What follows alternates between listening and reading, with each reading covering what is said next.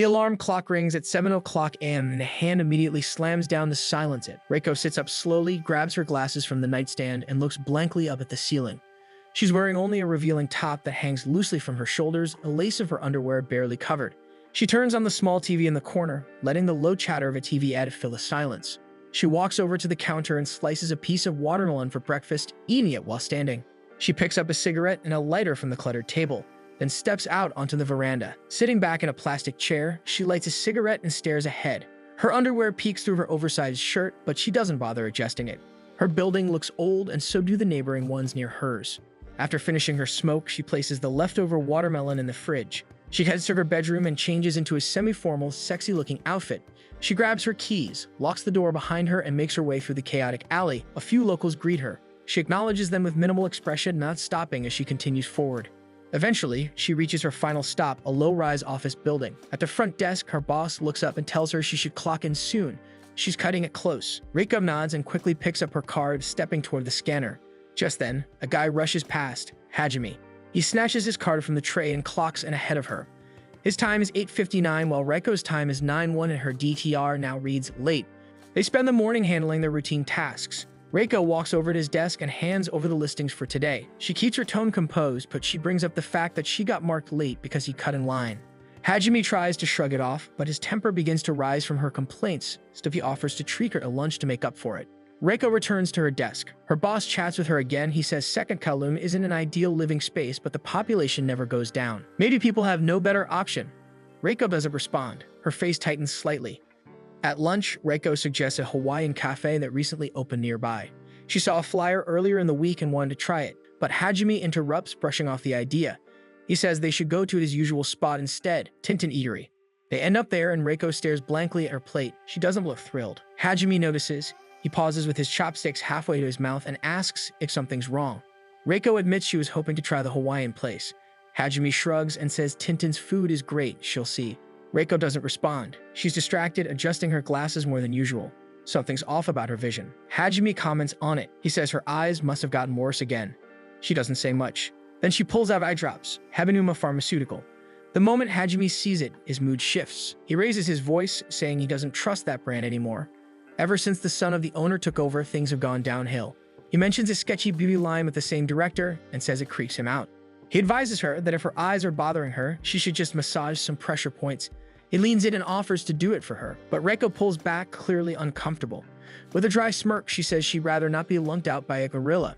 The insult stings. Hajime scowls, his jaw tightening. The tension is heavy between them until their food arrives, breaking the moment. They eat quietly for a while. Then Reiko speaks again. She brings up a room in Sejong Tower that's been vacant for half a year.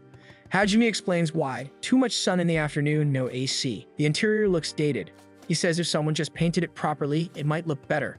Reiko mentions how Hajime once fixed a door at another unit. He says everything in Kowloon is old, landlords are stingy. There's no point calling maintenance over small flaws, but he still wants tenants to feel comfortable. After the meal, they walk back. Reiko mentions the time and says maybe they could grab tea somewhere. Hajime cuts her off and says she should see an optometrist instead. Her glasses are clearly off. He says they'll get tea another time, then walks off. As he disappears down the alley, he stops to play with some kids who recognize him. Reiko doesn't follow. She heads to the nearest clinic and gets her eyes checked. Later that afternoon, she returned to the office without her glasses. Her vision suddenly sharp minus 20/20ths. The boss notices immediately and compliments her, saying she looks good without them. Then he turns to Hajime and asks what he thinks. Hajime glances at her and replies coolly, saying he prefers the glasses. Later that day, Reiko and Hajime are on the terrace, burning old wood and furniture. Smoke rises steadily as they toss scraps into the furnace. After throwing in a few more pieces, Hajime stretches his back and notices the triangular flying object hovering above them, the generic Terra. The sight prompts him to think that maybe you're going to be punished for burning things. Reiko wonders if he's against it. It's clear that he is. To him, using tax money to create a fake Earth feels pointless and frustrating. As the fire crackles, the two of them smoke in silence while gazing at the view below. Reiko begins to wonder how long that new place from earlier will last. New places in Kowloon don't usually last long. They open with enthusiasm and close quietly not long after. Hajime views it differently. For him, Kowloon is meant to be nostalgic. The flickering streetlights, the moldy alleys, and the noisy neighbors all form part of its identity.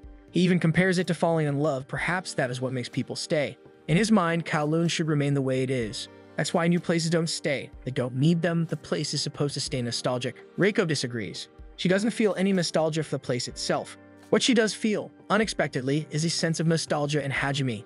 The moment shifts after she says that, a subtle awkwardness settling in.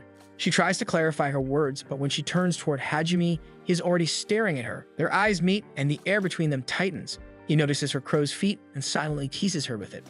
The next day, Reiko arrives at work wearing glasses again. Though her vision tested fine the day before, she isn't used to seeing her face without them, so she decides to wear fake ones. Hajime immediately teases her about hiding her crow's feet. As she turns to face him, she notices a streak of dirt on his shirt cuff. He explains that it's from his odd habit. Whenever he walks through Kowloon and sees numbers written on walls, he touches them. It's something he feels compelled to do, like an unspoken rule he's always followed.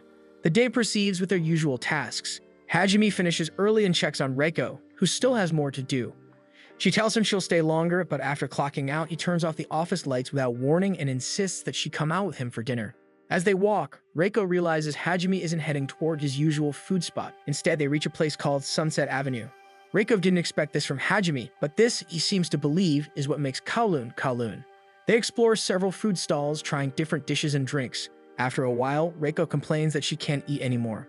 Hajime suggests one final stop, and they enter a place called the Goldfish Tea House. The bartender named Tao recognizes Hajime immediately, which makes Reiko think he's been here often. They order coffee, and along with it, the server brings out a slice of watermelon on the house. Reiko eats it quickly despite claiming earlier that she is full. She reasons that watermelon is mostly water, so hardly counts. Hajime laughingly reacts to this. As he smokes, Reiko stares at him and suddenly feels nostalgic again. She lights her own cigarette and tells him it's best to smoke after eating watermelon. This statement makes Hajime think. It reminds him of someone who used to say something similar. Hajime appreciates these kinds of quirks. They bring back memories and make him feel connected to something or someone. As they prepare to leave, Tao thanks them and casually assumes Reiko is Hajime's girlfriend.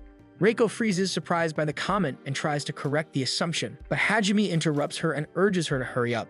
Outside, she brings up the mistaken identity, but Hajime only laughs it off. She worries aloud that it might be awkward if he ever brings his real girlfriend there, but Hajime brushes off her concern. Reiko stops walking. When she turns around, the moon is full above her.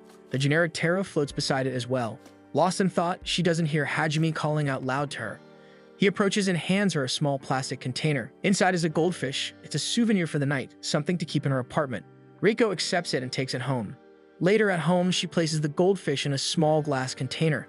As she watches it swim in slow circles, her thoughts return to what Hajime said earlier. The next day, there is an announcement from the Kowloon Environmental Management Center. A photochemical smog warning has been issued, along with a heat and high humidity advisory. Citizens are strongly advised to avoid outdoor activities as much as possible. Meanwhile, Reiko is out painting a vacant room in Sejong Tower. Despite the advisory, she pushes through, determined to finish what she started. Her body is drenched in sweat, her clothes clinging to her skin. She has the fan turned on and has gone through multiple bottles of water, yet the heat is unbearable. One final wall remains unpainted. She looks at it and convinces herself to power through. Just a bit more and it will be done. But as she tries to go near it, her vision begins to blur. Her knees shake, and before she can brace herself, her body collapses. Just then, Hajime enters and catches her before she hits the ground. He steadies her in his arms and mutters that heroes always arrive late. He told her she should ask for help if she really wanted the job done. He offers her a can of tea and asks what got into her. Reiko tells him she only wanted the tenants to feel comfortable too. Hajime teases that she's starting to have an effect on him, then casually picks up the roller and begins painting the final wall himself. Reiko sits down in a corner, sipping the tea as she watches Hajime finish the work she started. Her eyes are tired, her face flushed, and sweat drips from her forehead. She lowers her head to her knees. She mutters to herself under her breath that she's in love with this man. The following day, Reiko walks around searching for the tea house they had visited recently, the one with the goldfish and coffee. She walks down alleys and retraces her steps but fails to find it. Confused, she gives up and returns to the office. Inside, the place is silent. No one is around. She checks the schedule and sees that the boss is out in a business meeting. As she scans the room, she notices a pair of feet sticking out from one corner. Curious, she walks closer and finds Hajime lying down, sleeping soundly. She tells him to get up, but he doesn't respond. She tries again, louder this time, but still no reaction. So she mimics their boss's voice to mess with him. That finally gets a reaction. Hajime opens his eyes just a bit, sees Reiko, and without warning, pulls her down beside him. Suddenly, Hajime starts kissing her. His arms wrap her, his lips press against hers. At first, Reiko stays still, stunned by the suddenness. Then his kiss deepens, pressure and heat. Reiko starts to resist. She struggles against his grip, trying to push him off. When Hajime's eyes fully open and he realizes what he's doing, he immediately pulls back and shoves her away. Standing up, he mutters that he got the wrong person before storming out. Reiko remains on the floor, stunned, her hands covered her mouth, trying to process what just happened. Later that day, they work as if nothing happened. Hajime breaks the silence first, asking Reiko what food she brought. He talks to her casually as though the kiss earlier meant nothing. Reiko feels foolish for being stuck on something that clearly didn't matter to him. When he left, she noticed papers falling from his desk, his usual mess. She bends down to pick them up and sees something in the open drawer, a photograph peeking through the edge. Curious, she stares at it. It's a picture of Hajime with someone. The other person's face isn't visible, but something about the photo feels familiar. Reiko suddenly remembers the kiss and the mention of quirk, how she reminded him of someone else. Her fingers tremble, then she picks up the photo and her eyes widen with shock for what she sees. Shaken, she rushes to find answers. She heads straight to the Goldfish Tea House. Upon entering, Tao immediately greets her with a smile. She orders an iced coffee and, without thinking, pulls the photo from her bag. Tao sees it and grins, recognizing it immediately. He casually mentions how they all had fun that day. Reiko doesn't understand. She asks him if he knows more about it. Tao, surprised, as of course he took that picture when Hajime proposed. Reiko stares blankly at the photo, now certain of what she sees. It's Hajime, standing in this exact tea house, next to a woman who looks exactly like her, but she doesn't remember taking it at all. Their names are even written together above the words congratulations. Her mind spins. Now she is more curious about the woman Hajime thought he kissed. Walking home through a noisy alley in Kowloon, Reiko can't stop thinking about her recent conversation with Tao. Her thoughts are interrupted by a call from someone named Xiaowei. On the other end, a loud, unsettling noise blares through the line.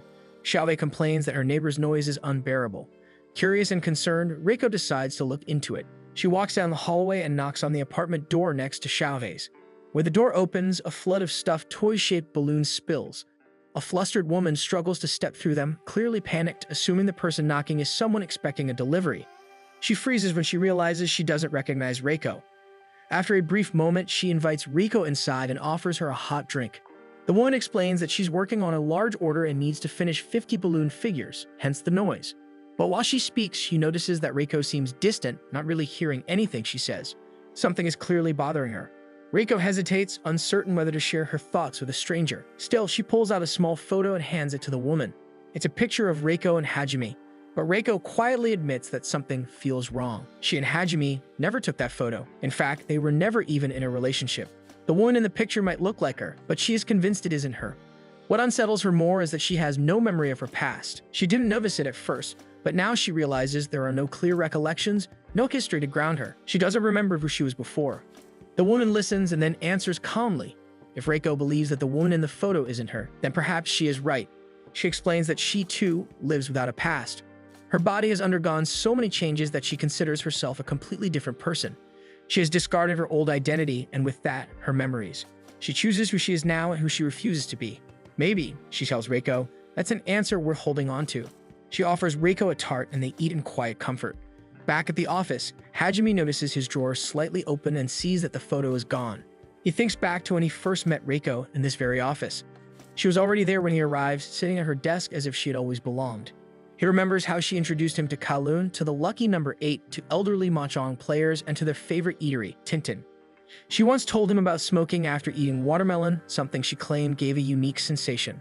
He recalls a moment on the terrace, both of them leaning on the rail, smoking as the city bustled below. She told him Kowloon felt nostalgic, like falling in love. It was a place she fell in love with. Hajime, more cynical, believed the district would soon be demolished. But Reiko refused that idea. That moment, Hajime wonders how can someone love something they know will be gone one day. The next evening, Reiko meets the balloon girl again, whose name is Yame. They share a meal of Hong Kong chicken and drinks, laughing easily like old friends. Reiko seems lighter. Yame is glad, but Reiko reveals she is still curious about the mysterious photo. She suggests the most straightforward option, ask Hajime directly.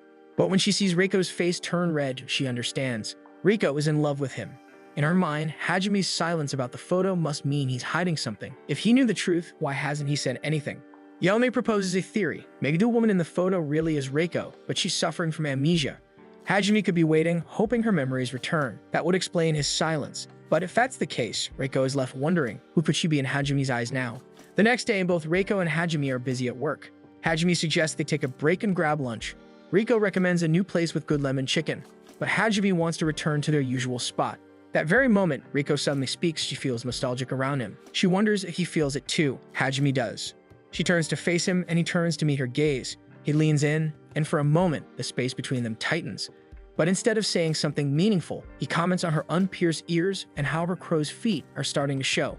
Then half-joking, he insists they eat boiled dumplings for beauty benefits, which Reiko declines and turns back to her work. So Hajime leaves her there alone. After Hajime leaves, Reiko finally exhales, tension slipping from her shoulders, though her face remains visibly annoyed. She picks up the photo and places it back in Hajime's drawer where it originally belonged. Just before closing it, she shoots one last glance at the image and snaps on it, frustration flickering across her face before she pushes the drawer shut. The following morning, a televised advertisement announces free medical checkups sponsored by Hebinuma General Medical Center, open to all residents of Kowloon for that day only. Reiko decides to go with Yaomei. Both arrive at the clinic wearing simple white robes, each flipping through the catalog of services they receive at the entrance. Yaomei appears excited, especially about meeting Dr. Hebinuma, who seems to be a local favorite. As they settle into their place, a small girl walks over to them. Xiaowei, the same girl who once called Reiko to complain about Yaomei's noise. Xiaowei and Reiko have grown closer, mostly due to Xiaowei living in a building managed by Reiko's company. So she introduces the two to each other, and the three of them proceed through the different tests, vision screening, height and weight measurements, and blood work. Their checklist eventually leads them to a final procedure, the barium swallow test. The name alone already sounds yucky. Just as they prepare for it, a clinic worker announces free cosmetic surgery consultations. Yaomei brightens immediately and changes course. Reiko, meanwhile, notices a section in the catalog detailing anti-aging procedures. Her mind drifts back to Hajime's casual remarks about her crow's feet showing. With little hesitation, she signs up for the consultation, and Yaomei does the same as well. Later that day, Hajime stops by the Goldfish Tea House. He expects to find Tao behind the counter, but a new bartender greets him instead. The new employee doesn't know much. Tao quit unexpectedly and hasn't been seen since. That same day, Reiko and Yaomei also visit the tea house, hoping to speak with Tao and perhaps learn more about the mysterious photo. But like Hajime, they leave disappointed. With Tao gone, the answers they are looking for will never be found. On her way home, Reiko and Yaomei wander through an alley where a street vendor sells earrings of all shapes and styles. The glint of silver and pearl draws Reiko's attention. She recalls Hajime's offhand comment about her ears not being pierced, then remembers the girl in the photo, wearing pearl earrings.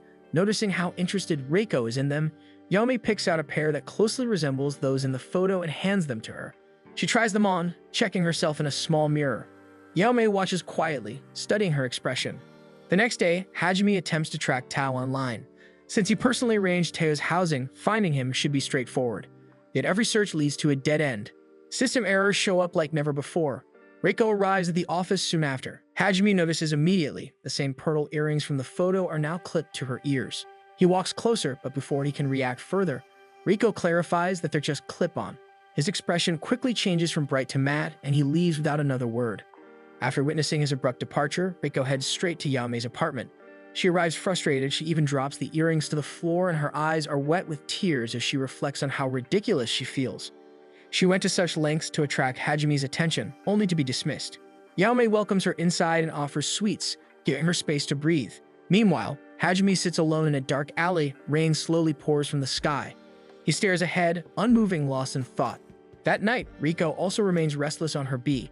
Her thoughts fracture to parallel versions of herself, each trying something new, reacting differently, altering details in pursuit of clarity. After a while, she rises. She gathers the earrings, the glasses, and the clothes she wore that day, carefully folds them, and places them in a box. She seals it, slides it on top of her cabinet, and leaves it hidden in the quiet dark. At work, Reiko steps out to the veranda and lights up a piece of cigarette. Rain pours steadily from the sky, creating a soft rhythm against the concrete. A moment later, Hajime joins her, also holding a cigarette in hand. They stand side by side in silence, the sound of rainfall filling the space between them. Eventually, Hajime speaks, apologizing for his behavior the day before, admitting he acted out of frustration, which is childish. Reiko accepts this, appearing calm at first, but then her tone shifts. She tells him bluntly that his actions were foolish. The honesty catches Hajime off guard. He had expected a quiet acceptance, not criticism. Reiko, however, doesn't dwell on it. As a condition for accepting his apology, she declares that she gets to choose where they'll eat lunch. Hajime agrees, and she selects a place known for its lemon chicken. By evening, they return there for dinner. At the restaurant, Hajime tries the lemon chicken Reiko recommends. She watches him closely, her expression unreadable, until he finally comments that it tastes good. Her face brightens dramatically with his words, but he still insists that the dumplings are better. After their meal, they step outside. The rain has stopped, but the pavement remains slick. As Reiko steps forward, she slips slightly, but Hajime quickly catches her by the hand. Their eyes meet. Though Reiko moves to let go, Hajime's grip remains firm for a moment longer than necessary, as if reluctant to release her. Eventually, he lets go and reminds her to be careful. They both look up at the sky, where the artificial glow of generic Terra beams brighter than usual. Beneath this light, the two of them share a quiet, romantic moment. Later, Reiko and Yaomei proceed with their scheduled consultation at the cosmetic clinic. Reiko sits in the waiting area, browsing through a catalog, trying to decide which anti-aging procedure she wants. Yaomei notices she has her regular makeup on for the procedure.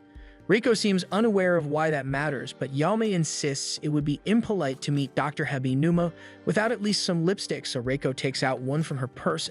Reiko hesitates for a moment. The color reminds her of the girl in the photo, but she applies it anyway. When it's Reiko's turn, she enters the consultation room where the doctor greets her. She tells him about her concern, specifically the crow's feet around her eyes. The doctor receives a file on his computer and pauses to read it. Then, as he examines her, he leans in, touching her face too much it almost feels weird. He remarks that it has a glow and warmth to it. His gaze lingers, and the intensity of his attention unsettles her. He begins to ask unrelated questions about her job, her marital status, her family, and even her household structure.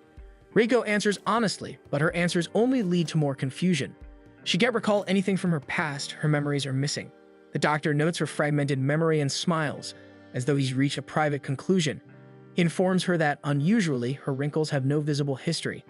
Unlike ordinary signs of aging that develop gradually, hers seem to have appeared all at once, as if they've always been there. The remark catches Reiko off guard. She stiffens, trying to comprehend what that could mean. If her wrinkles have no history and her memories are incomplete, then perhaps those memories never existed in the first place. The doctor then leans in closer, speaking softly. He tells her that what truly matters is that she exists in the present. The words confuse her, and her discomfort grows when she notices a subtle shift in the doctor's appearance. His features seem distorted, his tongue unnaturally long, his eyes taking on an abnormal form. Reiko freezes in place as his hand remains pressed against her cheek and her lips, removing her lipstick. Moments later, Reiko bursts through the consultation room door. She storms down the hallway, grabbing Yaomei's hand without a word and dragging her away from the clinic. Inside the consultation room, the doctor stands by the window, watching the two women leave. He mutters to himself, commenting that the lipstick Reiko wore didn't suit her at all. Then slowly he wipes the same shade of lipstick from his own mouth, laughing softly to himself. "It's too wonderful," he says. He might just lose his mind. Hajime recalls walking through Kowloon with Reiko. Earlier that day, they assisted an elderly resident in repairing furniture. As they made their way back through a narrow alley, a dense humidity clung to them. Without warning, Hajime dropped his tools and his knees faltered, causing him to fall to the ground. A sudden wave of dizziness overwhelmed him. Reiko observed him carefully, suspecting heat stroke, so without hesitation, she suggested they return to her nearby apartment so he could rest and rehydrate. Reaching her apartment, he hesitated. Entering a woman's private space felt intimate, perhaps too personal, but the oppressive heat left him little choice. He agreed and followed her inside. Her apartment was modest. Thin white curtains floated gently in the breeze that drifted through open windows. The air inside felt cooler, windier. Hajime moved to the sink, turned on the tap, and splashed cold water on his face. A crumpled tube of toothpaste lay nearby. Inside the refrigerator, he found a glass of water left uncovered, intentionally placed there by Reiko to allow the chlorine smell to dissipate before consumption. He drank it in a single, deliberate motion. He then sat on the edge of her bed, scanning the room. Everything was neat and orderly. There was no sign of plush toys. Peeking through the window, he saw Reiko smoking on the veranda, her gaze lost in the distance. As Hajime watched Reiko on the veranda, she suddenly spoke, breaking the silence. She asked about his experience in Kowloon so far. Hajime responded, sharing how wonderful it had been, though he admitted that he often felt a sense of nostalgia. He recalled something she had told him before. Nostalgia is like being in love. Hajime, curious, wondered why that comparison resonated with her. Reiko explained. She told him that nostalgia was a strange feeling. Though she had never truly been to Kowloon before, it felt as though she had known the place her entire life. That's the essence of nostalgia. It's the sensation of familiarity with something you've never experienced. It's like wanting to lock that feeling deep within your heart. In that way, it's much like love. Now back in the present, the clock reads 7:45. Reiko stands by the mirror, applying soft pink lipstick as she prepares to leave for work. At the office, she immediately immerses herself in her tasks. Then she hears a familiar voice. She turns, expecting to see Hajime, but she is shocked to see who is also there, Miyuki, the unsettling doctor from Habinuma Clinic. Their last encounter had left her uneasy. Their boss greets Miyuki with enthusiasm, but Reiko and Hajime exchange wary glances. The clinic has officially become a client, and Miyuki is now looking to establish a second location in Kowloon. They all gather together for tea, discussing Miyuki's plan to open another clinic in Kowloon. They set out to find a good location, but Hajime can't stop tapping his feet, his unease palpable. While Reiko searches for potential spots, Hajime notices how Miyuki keeps staring at her, making unnecessary remarks that only fuel his frustration. Unable to contain it any longer, Hajime leans in closer to Miyuki, his gaze intense, and confronts him. But Miyuki remains unfazed, continuing with his comments. As Hajime's irritation grows, he throws out a threat, but Miyuki retaliates by splashing sanitizer into Hajime's eyes. With this, Hajime screams in pain from the stinging burn. Miyuki, unfazed by the incident, decides to leave. He stands, bidding farewell, but not before grabbing Reiko's arm and pressing a kiss to her lips. His snake-like tongue slides into her mouth, and he whispers that she should choose him before pulling away. Hajime erupts in anger, shouting everything that comes to his mind. Miyuki and his assistant leave the scene, the assistant shocked by the kiss, given Miyuki's known germophobia. But, as Miyuki's behavior suggests, a snake swallows whatever it desires. Then Miyuki receives a call from someone named Yulong. Back at the office, Reiko remains frozen, stunned by what just occurred. Their boss steps in, trying to stop Hajime from pursuing Miyuki as Hajime's anger reaches a boiling point. After work, Hajime and Reiko stop by a Japanese store. Reiko spots a fish tank on display and instantly remembers she needs a larger one for her goldfish. But it's too heavy for her to carry, so Hajime offers to drop by her apartment so she can buy it. When they arrive at her apartment, it feels oddly familiar, as if Hajime has been there before. Reiko does the same things she did when he first entered, filling the tank with water, while Hajime notices her toothpaste still lying around the sink in the same spot. The only difference is that there's no glass of tap water in the fridge like she used to keep. So instead, Hajime grabs a watermelon from the fridge. The room remains unchanged just as it was when he first visited, except for a plushie now displayed in one corner. Hajime steps out onto the veranda to smoke while his thoughts drift to the time Reiko had smoked there when he first entered. Reiko brings up the topic of the room in Seijoing Tower, mentioning that she's found a tenant. Hajime approaches her while she is still busy with the fish tank and proceeds to ask the name of her fish. Without hesitation, the name Success comes to her mind. Hajime thinks it's a terrible name, but it's her fish after all. He walks out, glancing back one last time before leaving. Reiko is left there quietly, wishing he would visit again soon. The next day, a single stem of sunflower sits in a clear glass vase on Hajime's desk when he arrives. He glances at Reiko, who tells him it's her way of thanking him for carrying the fish tank yesterday. Though skeptical, Hajime asks when to change its water. He doesn't want the sunflower dying on him. Suddenly, a child's voice echoes through the office. It's Xiaowei visiting Reiko as promised. Though her issue with the noisy neighbor has been resolved, she now needs a bigger space to store all her clothes. She wants Reiko's help with apartment viewings. Xiaowei notices the sunflower on Hajime's desk. She remarks that in flower language, a sunflower means, "I only have eyes for you." Reiko overhears and stiffens at this. She never really knew that was the meaning of it. In a slight panic, she grabs Xiaowei and pulls her out of the room before anything else can be said. They arrive at the 7th apartment they viewed, but Xiaowei still doesn't connect with any of them. Reiko finds all of them acceptable, but Xiaowei remains unimpressed. Reiko proposes finding a place in another location, but moving out of Kowloon isn't an option for her. She only works part-time, so she technically has more choices, but she can't bring herself to leave Kowloon. Suddenly, Reiko's phone rings. It's Hajime. He says he's found a good place on Naonkang Street and tells them to come see it. Upon arriving, Reiko mentions that she had already visited that property but dismissed it due to its strange layout. She didn't even include it on Xiaowei's list. But once Xiaowei steps inside, she's instantly taken with it. Despite its small size, the apartment has plenty of storage and she falls in love with it. The rooftop adds to her excitement. She decides to take it on the spot. Reiko feels slightly defeated, but Hajime tells her that if a place fits the tenant, even an odd floor plan becomes the right one. While Xiaowei explores the rooftop, Reiko and Hajime look up at the sky, admiring the weather. Xiaowei calls them over to see something. The view below the rooftop is dotted with blooming sunflowers. It's as if someone scattered seeds there long ago, and now a cluster has started to grow.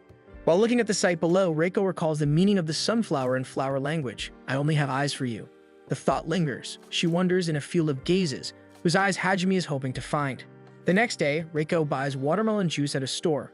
A coin slips from her purse and rolls away.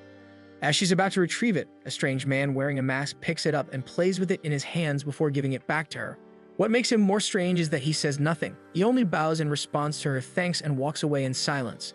That same night, news spreads all over the town. It's a newspaper article that reveals Miyuki is not the legitimate child of the company president. Is the son of a mistress who took over the company because the rightful heir and his mother died in a car accident years ago. Even the housekeepers can't stop talking about it. Meanwhile, Miyuki sits on a bed, sharing it with the masked man from earlier. Though the article is mentioned, Miyuki doesn't seem to care. The masked man seems to know a lot of information as he mentions how Reiko is so identical to another person and even brings up Tao, who quit his job 2 weeks ago. Miyuki stands as well, walking over to the window to gaze at the view. He dials a number. When the call connects, he asks for updates. He's investigating Reiko's identity. There's nothing yet, but he trusts the man on the other end. He slips off his robe, revealing a body marked by a large, winding snake tattoo that coils across his skin. The next day, Hajime walks through the streets of Kowloon with a photo of Tao in hand, asking people around who might have worked with him if they've ever seen the man. Someone suggests he try visiting Tao directly or ask his neighbors. After all, he's a real estate agent. But every attempt leads nowhere. When he tries to walk and go to Tao's apartment, the path folds into a dead end. The roads going there are gone, erased as if they never existed. It's as if Kowloon is doing something strange to trick him. Elsewhere, Reiko smokes alone on the veranda, watching the view with her cigarette in hand. Suddenly, the masked man from yesterday appears beside her once again. She turns toward him, startled not by his presence but by what follows. He removes his mask and she recognizes him as the bartender in the Goldfish Tea House, Tao. His hair is loose, no bun like before, but everything else matches: his face, his eyes, his presence.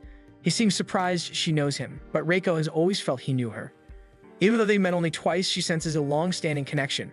He confirms it, acknowledging her bond with Hajime too. But then he tells her something bizarre. He knows that she is not the Reiko he once knew. The real Reiko, he says, no longer exists in this world. She listens in silence as he explains. Everything about her is identical to the woman in the photograph, even the beauty mark near her eye. But it's not her at all. She is someone else in Reiko's body, unaware, living a life not her own.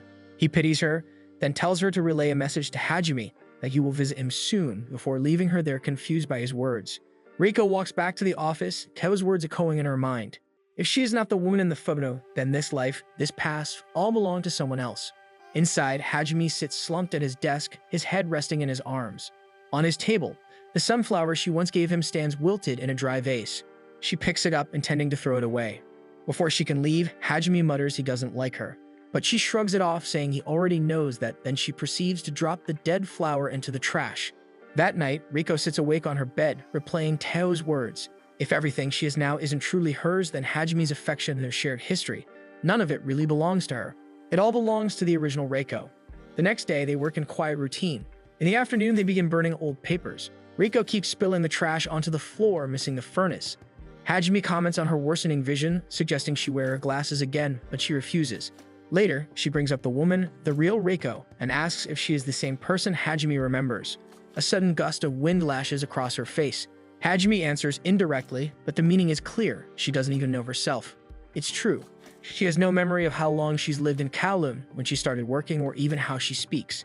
Everything feels borrowed, as if they all belong to someone else. Yet there are still some things that truly belong to her. Her goldfish, the fondness for lemon chicken, and the way she loves Hajime. But Hajime denies it. To him, her love is just part of the illusion, an echo of the life she is living. Reiko knows otherwise. Everything she feels is real. She explains with tears in her eyes how deeply she aches for his touch and how she longs for his acknowledgement. Hajime stares, speechless. She tries to express the depth of that ache, but the words catch in her throat. Her chest tightens, her breath shortens, and a world spins. Then, overcome by it all, she collapses to the ground. The scene opens to a flashback of Hajime and the real Reiko drinking together at their regular spot in Kowloon.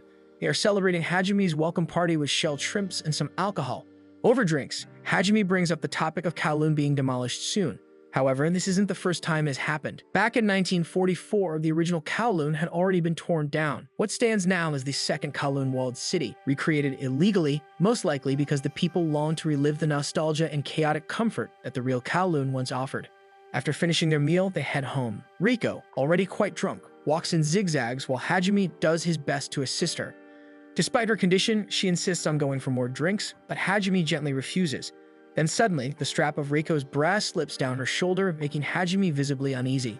He quickly averts his gaze, determined not to act inappropriately, but Reiko, without hesitation, grabs him by the tie and pulls him into a deep, passionate kiss. Hajime freezes, his face turning a bright red from a mixture of shock, shame, and bliss. Still, after hesitating, he gently holds Reiko by the shoulders and presses another kiss onto her lips, this time deeper and fully consensual. Back in the present, Reiko wakes up in an unfamiliar place. She panics for a moment before realizing she's in Hajime's apartment. She finds herself resting in Hajime's bed while Hajime sleeps in a chair beside it. Hajime stirs awake, recalling how Reiko collapsed on the rooftop yesterday. Since then, she had been sleeping soundly like a log. As Reiko slowly sits up, Hajime brings up the question she asked before fainting, the one about the real Reiko. Her eyes widen when he mentions it, sensing he is about to reveal something important. But before he can say a word, a quiet voice inside her warns her to stop him, and she refuses to hear it. Hajime rises from his seat, preparing to leave for work. He advises Reiko to head home and get some proper rest, but she quickly realizes she has lost her keys. To her surprise, Hajime casually hands her a spare key to her apartment. Reiko is puzzled. Why does Hajime have a copy of her key? However, she quickly pushes the thought aside. She no longer wants to dig into the real Reiko's past. Accepting the key without further questions, she listens as Hajime reminds her to lock the door after she leaves. Meanwhile, Miyuki and Tao stroll through the winding streets of Kowloon. Both are dressed unusually, wearing different hairstyles, odd accessories, and unfamiliar clothes to stay unrecognizable among the crowd. Tao warns Miyuki not to wander around Kowloon alone. He might accidentally encounter the fake Tao and find himself drawn to him. Miyuki smirks, wondering aloud if the fake Tao would also find him attractive. After all, the fake Reiko has fallen for Hajime. They head to the Goldfish Tea House where Tao once worked. Since they can't check inside, they decide to investigate the back door. To Tao's surprise, the shelter he built for stray cats is gone, completely erased, as if the Kowloon he once knew no longer exists. It feels strange and unsettling. While looking around, Tao also picks up an eye drop bottle from Hebenham Pharmaceutical. Although the product was released 3 years ago, it is being sold in Kowloon as if it were brand new. Miyuki, however, isn't surprised. He points out that Kowloon often faces logistical oddities, so selling old products as new ones isn't anything unusual here. Still, Tao feels uneasy. Everything seems shabbier. He then brings up another detail. Reiko's mole under her eye looks exactly like the real Reiko's. This catches Miyuki's full attention. His eyes widen at the revelation. Moles and unique beauty marks typically aren't replicated when creating a clone, meaning there could be something deeper at play. Miyuki begins to think about how eerily similar she is. The same face, the same voice, even the same warmth. She even loves Hajime the way the real Reiko did. Despite having no memory of that love, she still loves him instinctively. Reiko sits in her room laughing heartily with Yaomei while eating lemon chicken. They enjoy each other's company. Yaomei talks about how she recommended Xiaohei for a new job as a seamstress, a role that suits her perfectly. Amid the lighthearted conversation, Yaomei suddenly comments on how Reiko seems to be glowing lately. Instead of answering directly, Reiko reveals something she recently learned. She isn't the Reiko in the old photograph. The real Reiko had already died. Upon hearing this, Yaomei panics, realizing they could be hanging out in a dead person's room. Reiko also mentions how Hajime seems to know the full story about the real Reiko, but she has chosen not to ask him. A voice inside her warned her not to dig too deep. She fears that if she learns the truth, she herself might disappear.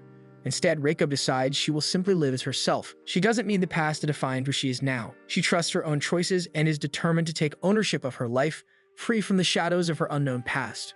Yaomei smiles at Reiko's response, happy to hear her confidence, but she still finds it strange, being identical to someone else and having no memories of a past life. Reiko then shares what Miyuki once told her at the hospital. Her wrinkles looked natural, as if they had always been there. In her room felt like it had existed forever. She doesn't remember moving in, but she remembers her belongings. It's as if she was simply placed there to continue living the real Reiko's life like a clone. That's when Yaomei reveals something she found during her internet research.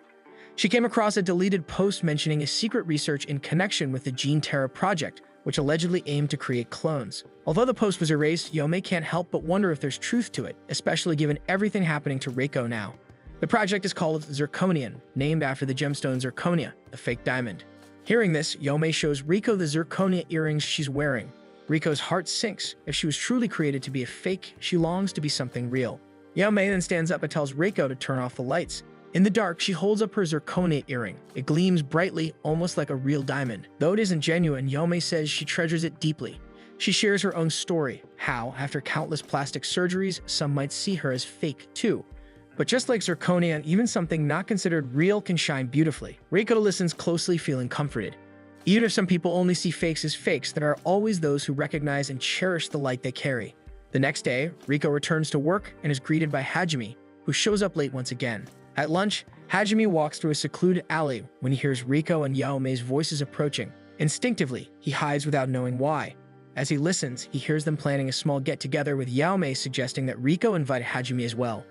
The topic then shifts. Yaomei encourages Reiko to move to a new room, throw away all her old belongings and start fresh, living as her true self, not just as a replacement for the real Reiko. But Reiko refuses.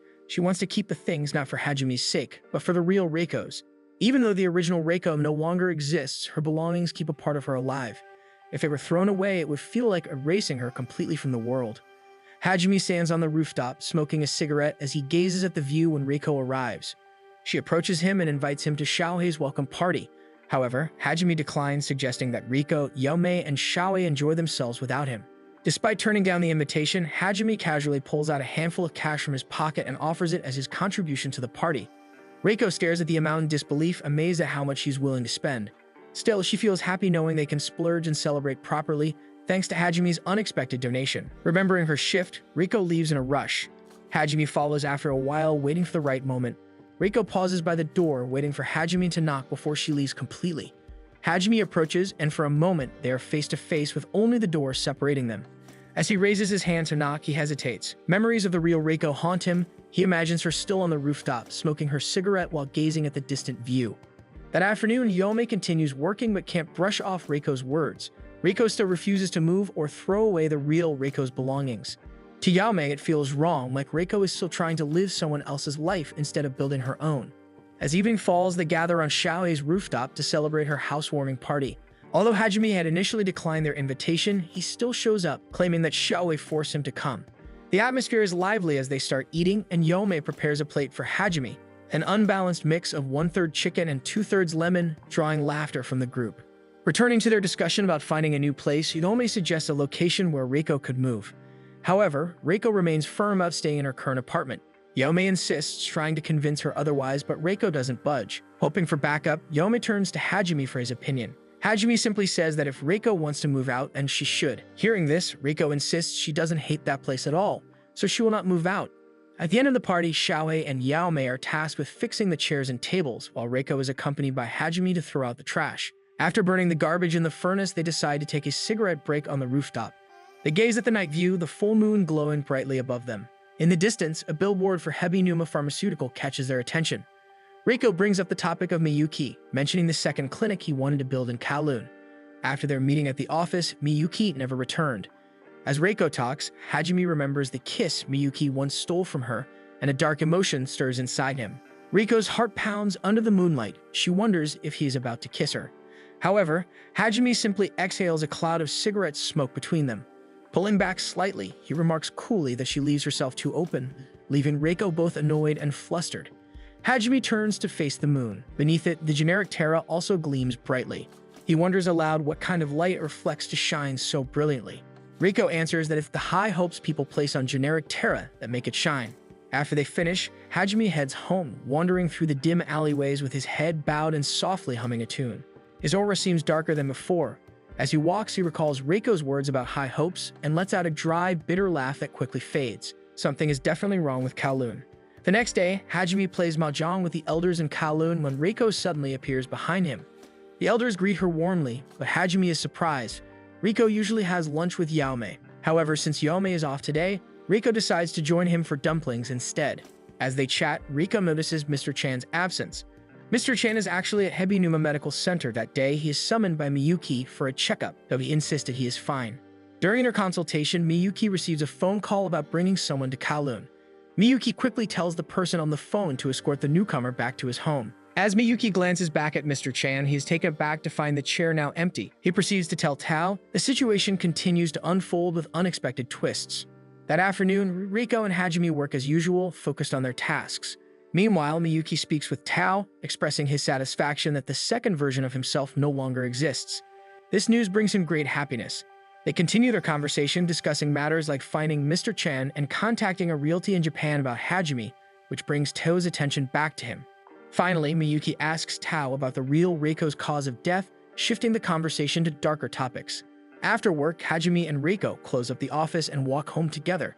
Reiko can't shake off the concern about Mr. Chan's absence earlier. He's an elderly man living alone, which worries her. Hajime jokes about how easily people die, laughing about it, but his words unsettle Reiko. On the other hand, Tao refuses to answer Miyuki's question directly, claiming that both he and Hajime always thought it was some kind of mistake. Hajime asks Reiko how much she knows, and she tells him that the only thing she is certain of is that the real Reiko no longer exists. It's what Tao had told her when they met once. Hajime is shocked to hear about Tao, but he simply laughs it off. Meanwhile, Miyuki begins to understand why Tao seems to harbor such disdain for the fake Reiko and why he is so protective of Hajime. Hajime, laughing hysterically in front of Reiko, suddenly stops. After a moment of silence, he spills the truth. He is the one who killed the real Reiko. Hajime tells Reiko that he killed the real Reiko. When he turns to face her, his expression is one she can barely recognize. Reiko freezes, stunned by what seems like a confession to murder. But Hajime is only fooling around, curious to see how she would react. Despite Reiko's visible discomfort, he laughs it off, treating it as a harmless joke. Still, he does confirm that the real Reiko no longer exists in this world. That much, at least, he says with certainty. Reiko believes that means he doesn't want to forget her, but Hajime only shrugs and urges her to walk home, leaving the conversation behind. That day, Reiko visits Yaomei for tea and shares the strange encounter. She repeats Hajime's joke, expecting confusion or amusement. Instead, Yaomei narrows her brows, eyes darkening with suspicion. To her, Hajime is not joking. He is, in fact, the real Reiko's killer. Reiko is stunned. The idea of Hajime murdering his own fiancée seems impossible. But Yaomei is convinced. Love and hate, she says, are two sides of the same coin. Yaomei explains that people often wear appearances that don't reflect who they truly are, especially in a place like Kowloon. That's why she believes Hajime is the real culprit behind the real Reiko's death. To her, his joke is simply a mask, a way to bury the truth in plain sight. But no matter what Yaomei says, Reiko refuses to believe it. She's convinced Hajime isn't that kind of person. She recalls the strange expression he wore during their conversation, unfamiliar yet oddly familiar at the same time. She remembers seeing that very look once before, back when he saw the earrings she wore to work. It was something he rarely let anyone see. Reiko wonders if she might be the only one who's ever seen that side of him. She doesn't know if that's something to be happy about or if it should scare her. All she knows is that she wants to understand him more, perhaps even more than the real Reiko ever did. When Reiko wakes up the next morning, her eyes land directly on the books lined up on her shelf. Books that once belonged to the real Reiko, and ones she never bothered to read. Curiosity nudges her closer, and when she inspects them more closely, she notices they're all mystery novels. She picks one up, opens it, and is instantly drawn into the story. As she reads, a strange feeling washes over her. In her subconscious mind, she catches fleeting glimpses of herself and Hajime. A sudden beep from her phone pulls her back to reality. She checks it and sees a message from Yaomei, saying she's on her way to visit. Reiko decides to return the book to its place, but as she's about to slide it back onto the shelf, something else catches her eye. Tucked in the corner is a diamond ring. It sparkles with brilliance too real to ignore. She picks it up, examining it closely before setting it gently on her desk. Just as she does, the ground suddenly trembles beneath her. An earthquake begins to shake the room. The next morning, Reiko arrives at work with dark circles under her eyes. Strangely enough, Hajime shows up looking the same. As if in sync, both seem to have had a restless night, though for different reasons. Hajime struggles with insomnia recently, while Reiko stayed up late reading one of the real Reiko's books. Unfortunately, she only has the first volume and is eager to finish the series, so she asks Hajime to take her to a bookstore that might have the rest. After work, Hajime agrees to bring her and Yaomei tags along, still visibly uneasy around him. The bookstore is located in an area with faulty plumbing, so they bring an umbrella just in case. True enough, the path there is a soaked and slippery mess, leading Reiko and Yaomei to squeal the whole way. Once they arrive at the bookstore, they're surprised to find Xiaowei working there. She cheerfully points them toward the section where Reiko can find the books she's looking for. Reiko eagerly pulls out the next volume in the mystery series, but upon opening it, she realizes it's a misprint. The letters are scattered, making the text unreadable. Disappointed, she returns it to the shelf, but another book catches her eye. Titled How to See the World, it's filled with stunning images of beautiful places from around the globe. The travel book stirs something in Hajime, a memory of the real Reiko. She had no interest in seeing the world beyond Kowloon. Because of that, he discourages Reiko from buying the book. But with Yaomei's persistent interference and encouragement, he reluctantly backs off, unable to stop her. After their book shopping, Yaomei and Reiko eat together at a cafe. Reiko feels disappointed that she couldn't get the second volume. She's completely hooked on the story now. However, Yaomei isn't too pleased that Reiko is reading the real Reiko's books, calling it odd since she's supposed to be her rival.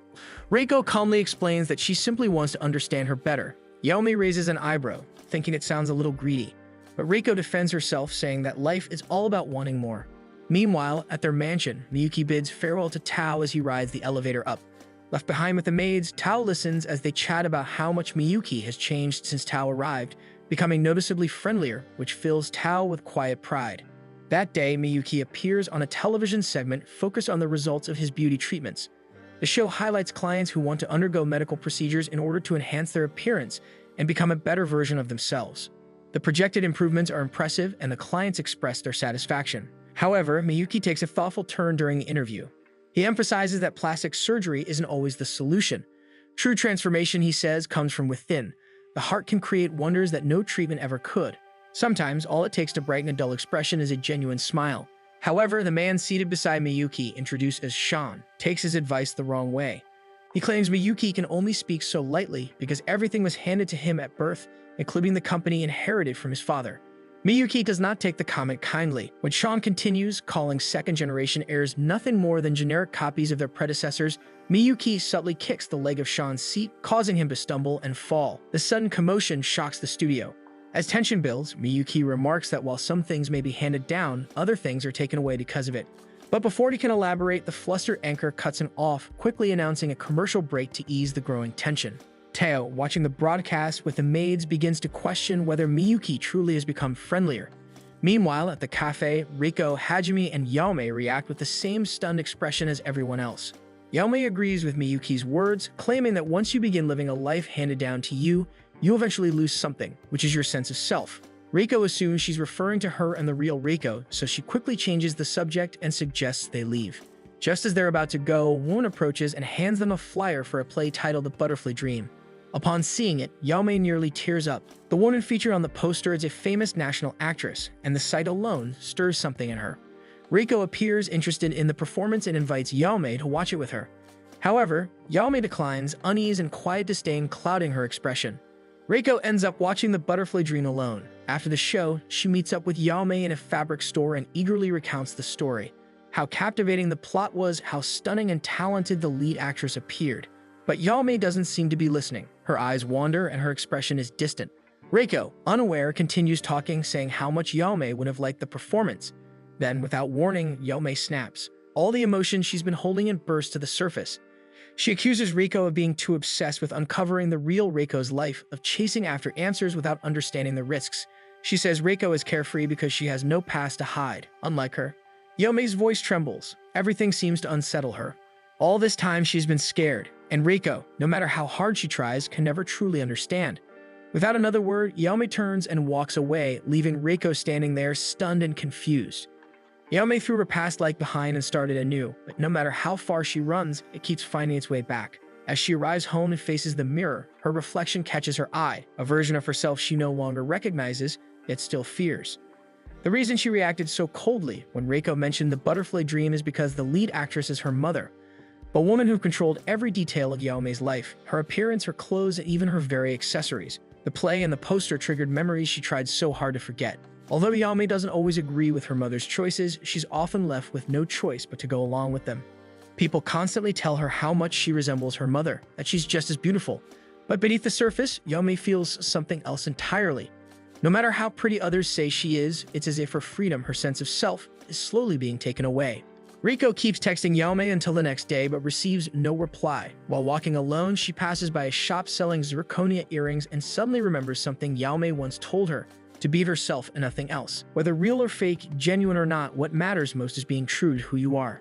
Only then does Reiko begin to understand what Yaume meant yesterday. She herself only lives in the present and has no past to carry, which is why she can't fully grasp what Yaume is feeling. Later that day, Reiko has lunch with Hajime. She tries to explain everything to him, questioning what she could possibly offer someone like Yaume when she's never experienced the same kind of loss or burden. Hajime, noticing how deeply Reiko wants to help but clearly can't relate, gives her a simple suggestion: stop wondering and just simply talk to her. Reiko wastes no time and visits Yaume right after work, carrying a box of egg tarts, Yaume's comfort food. However, Yaume, still feeling unlike herself, refuses to open the door. From behind it, she tells Reiko to leave. But before Reiko can respond, Yaume asks her a question. How would she describe her? Without hesitation, Reiko replies that the Yaume she knows is lively, confident, and proud with a clear sense of self. But Yaume argues that those traits are nothing but lies. She claims the real her is insecure, a coward, and a people pleaser. What Reiko sees now is a mask, a version she made up to hide her past. Reiko, however, gently disagrees. She reminds Yaume of everything she's said before, everything she's done. If she's working hard to become someone better, someone she truly wants to be, then that version of herself isn't fake, it's real. She's turning who she wants to be into who she truly is, and that effort makes it genuine, not a lie. Although Reiko doesn't fully understand what it means to carry a heavy past, she knows one thing for sure. She, too, holds an ideal version of herself. There's something powerful in the idea of becoming her absolute self, and even if it feels fake, it still makes her shine in a way that feels real, just like zirconia. On the other side of the door, Yaume listens in silence. Reiko's words sink in. Then, without warning, Yaume throws open the door and runs into Reiko's arms, embracing her tightly. Tears fall from her eyes as she tells her it's all true and not a lie. She declares that from now on, she'll live as her absolute self too. The two head to a nearby shop to browse jewelry. Yaume quickly spots a piece she likes and holds it up with a small smile. As Reiko waits, her eyes wander, then she sees Hajime standing outside. She gazes at him intently, her heart steady. She tells herself it's him that she wants. Elsewhere, Miyuki sits quietly in the backseat of his car, watching the city pass by. His ride is interrupted by a sudden call. It's from his father. The voice on the other end is sharp, asking about the incident on television earlier. That night, Hajime dreams of the first time he brought the real Reiko to the Goldfish Tea House. She was the one who taught him about smoking after eating a watermelon. They chatted casually about random things for a while until she stood up, smiling, and left for work. Tao, who had been watching them from a corner, later remarked how they seemed genuinely interested in each other. Hajime, who once disliked Kowloon, slowly found himself warming to it. Tao even tells him that maybe Hajime has fallen in love with Kowloon. Suddenly, Hajime bolts awake, drenched in sweat. His heart pounds as the memory slips away like smoke. With a guttural scream, he clutches his head in frustration. At that very moment, the ground begins to rumble. Another earthquake strikes Kowloon, leaving the entire city rattled and afraid. Meanwhile, Tao, riding a cab, tells the driver he wants to go to Kowloon. He warns him that the place has nothing. Still, Tao does not change his mind at all. He walks in, entering the place without a hint of hesitation, even if the surroundings seem pretty odd and the place seems rather desolate. That day, Miyuki is called into his father's office and immediately scolded for his behavior during the recent TV appearance. His father calls him vulgar, saying he's not worthy of carrying the Ebinuma name. Miyuki tries to explain himself, but his father doesn't listen. He tells Miyuki to come closer, and Miyuki obeys, kneeling in front of him. Their conversation shifts to the zirconium project, which Miyuki is developing under Gene Terra. When Miyuki says the project isn't ready yet, his father warns him that failure won't be tolerated. Then he brings up their ongoing experiments with clone production and casually mentions a new pet dog, leaving Miyuki unsettled. Later, when Miyuki returns home, Tao greets him warmly and opens his arms for a hug. But Miyuki, visibly drained, simply rests his head on Tao's shoulder. Tao understands. He knows what kind of pressure Miyuki faces whenever he visits his father. That night, the two of them lie in bed together, naked and embracing each other. The next morning, Tao wakes to an unsettling surprise. Maids stand by the door, his belongings already packed neatly into bags and luggage. Confused and alarmed, he rushes to the rooftop, where he finds Miyuki in the middle of a phone call. Miyuki tries to offer him a check, but the gesture only ignites Tao's anger. He snatches the phone from Miyuki's hand and hurls it to the ground. Tao knows Miyuki wouldn't act like this on his own, so he suspects his father said something. Miyuki, however, denies it coldly, claiming it's none of Tao's concern. Still, Tao doesn't give up. He tries to reach him to remind him that revenge is not something worth living for. But in the end, he accepts that it's Miyuki's life and only he can decide what path to take. Tao just hopes that decision isn't one shaped by revenge. Tao, overwhelmed with fury and desperation, grabs Miyuki by the arm and pulls him close. He urges him to choose him instead. He promises to follow Miyuki anywhere, no matter what. But Miyuki tells him not to make such a promise, because if he does, he'll never be free to go anywhere again. Tao refuses to listen. Instead, he crashes his lips onto Miyuki's in an aggressive, almost punishing kiss. When he finally pulls away, Miyuki's lips are bleeding. Miyuki tells him to leave and Tao obeys. But just before walking out the door, he turns back to say the words that have been swelling inside him. He loves him. Later, Tao lies on the bed of his small, old apartment, haunted by Miyuki's words. His mind drifts to the past, to his days at the Goldfish Tea House. He recalls seeing Hajime and the real Reiko sitting together. Hajime offers Reiko a goldfish, but she refuses, saying that keeping one means she can never go anywhere freely again. That moment, quiet yet vivid, now echoes with new weight in Tao's heart. Hajime also pulls out a book Reiko likes, but she declines the second volume. She says the first part was so good that reading the sequel might ruin it. If it turns out boring, she'd rather not know.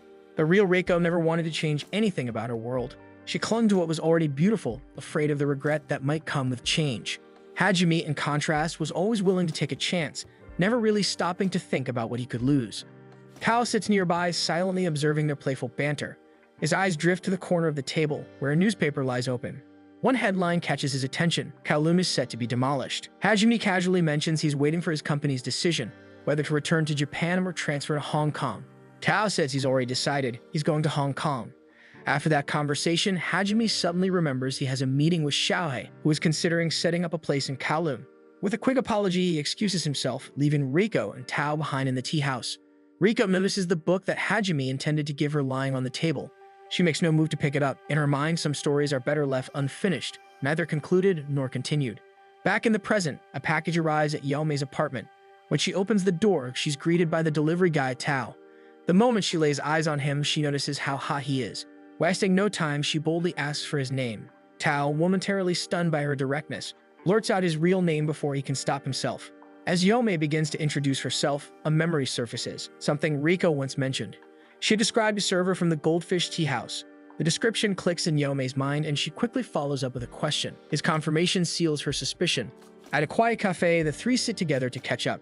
Reiko brings up the reason she sought Tao out. She's been looking for him. Calmly, she asks about the real Reiko. Tao doesn't dodge the question. He confirms there were two Reikos, and the one before him is merely a copy. He admits he got another version of himself too, but that version no longer exists, erased, because he was never real. Yaomei, sitting beside Reiko, is rattled. Reiko is here too. Does that mean she's the original? But Tao's story is different from hers. Maybe because the real Reiko is already dead. Tao pauses for a while when Reiko reveals what she knows. She tells him that Hajime said he killed the real Reiko. Tao denies that Hajime killed the real Reiko. He explains that they were once engaged. Yaomei presses him further, eager to know how the real Reiko died. But Tao refuses to answer. He worries that if Reiko learns the truth, she could end up in the same dangerous situation. After all, she already has feelings for Hajime, just like the real Reiko did. Reiko, however, is firm in her conviction that her feelings are genuine. Hers alone, not something she's trying to imitate. She reassures Tao that she is truly herself. Tao hesitates for a moment, then admits she doesn't resemble the original Reiko he knew. This version of her seems to be real. Their conversation is cut short when Reiko notices the time. She has to return to work. Before rushing off, she urges Tao to meet her again. Yaomei, however, insists on talking more with Tao. Yaomei enjoys the food at the cafe while Tao watches her visibly stunned. He doesn't recognize her from Kowloon, but Yaomei casually explains she's only been in Kowloon for 6 months and didn't know the place before. Tao grows concerned and warns her that Kowloon is a dangerous place. He asks if she's ever felt anything strange about herself. Yaomei pauses before explaining that she hasn't always looked this way. A few days ago, she became certain she had changed back into her former self. This wasn't a hallucination or anything. It had to do with being one's absolute self and truly owning everything your heart desires. She explains that lying to yourself creates a false version of who you are. As she speaks, he recalls Miyuki's situation. Yaomei asks Tao about the second version of people, wondering if Hajime could be a fake. She senses something off about him and urges Tao to figure it out. Tao agrees as he plans to see Hajime later, but deep down he knows Hajime is real. After all, who else would do something so cruel if not the real Hajime? Reiko prepares a cup of instant noodles when Miyuki's interview appears on the television. He's discussing memory storage and gene terra while she focuses on cooling her noodles. Suddenly, Hajime storms in, scolding her for eating the noodles he had set aside. Reiko explains she skipped lunch and Hajime, noticing the crow's feet on her face, points them out. Reiko simply replies that it's a sign of life, proof that she's alive. Hajime falls silent, then leaves with a reminder to restock the noodles. Reiko insists they buy some together the next day. Left alone, she reflects on what she just said. The things she enjoys, food, friends, are starting to define her. They feel like her own. She's finally becoming herself. Yet thoughts of Hajime linger. He lost his fiancée and clings to nostalgia. He avoids change. Still, he continues working beside her, someone who looks just like the woman he lost. Reiko wonders what it must feel like to be in his shoes.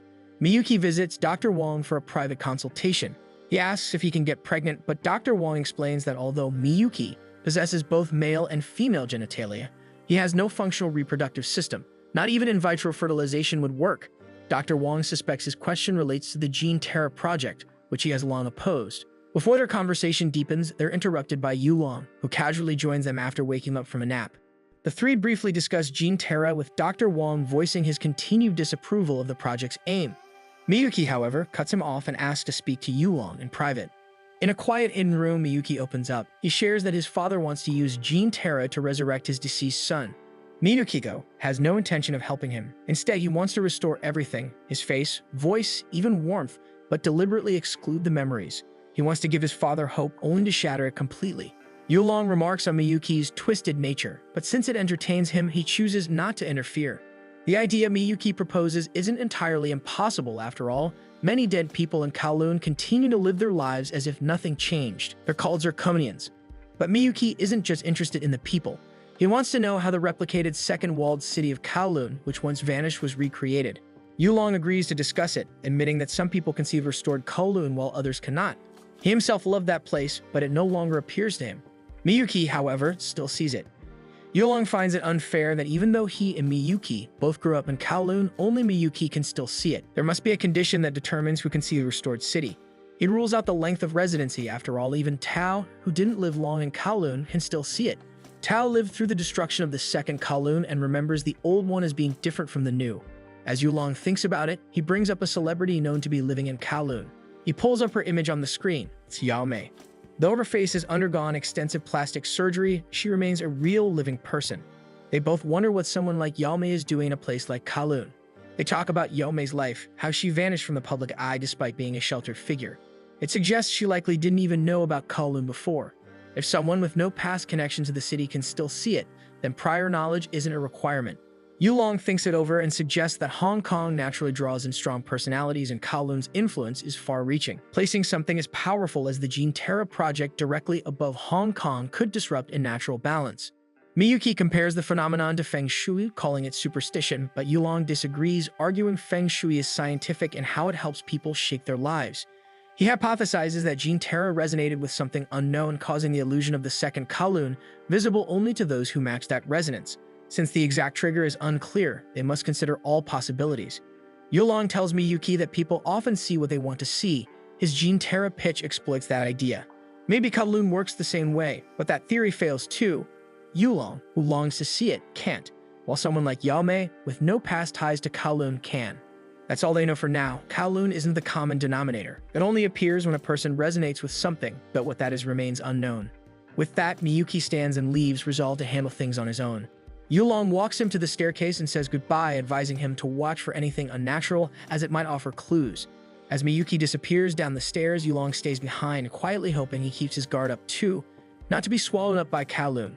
The next morning, Hajime and Reiko go out to buy cup noodles. As they walk, Reiko shares a story about her lunch with Yao Mei, where they tried an international dish. She muses about visiting its country of origin for the authentic taste, but Hajime suggests trying cup noodles inspired by different countries instead. Reiko brushes it off, suspecting they're all made in Japan anyway. Frustrated, she walks away to buy detergent. Along the way, she spots a travel guidebook, picks it up, and admires the places inside. Just then, Hajime appears behind her, noting her eagerness to leave Kowloon.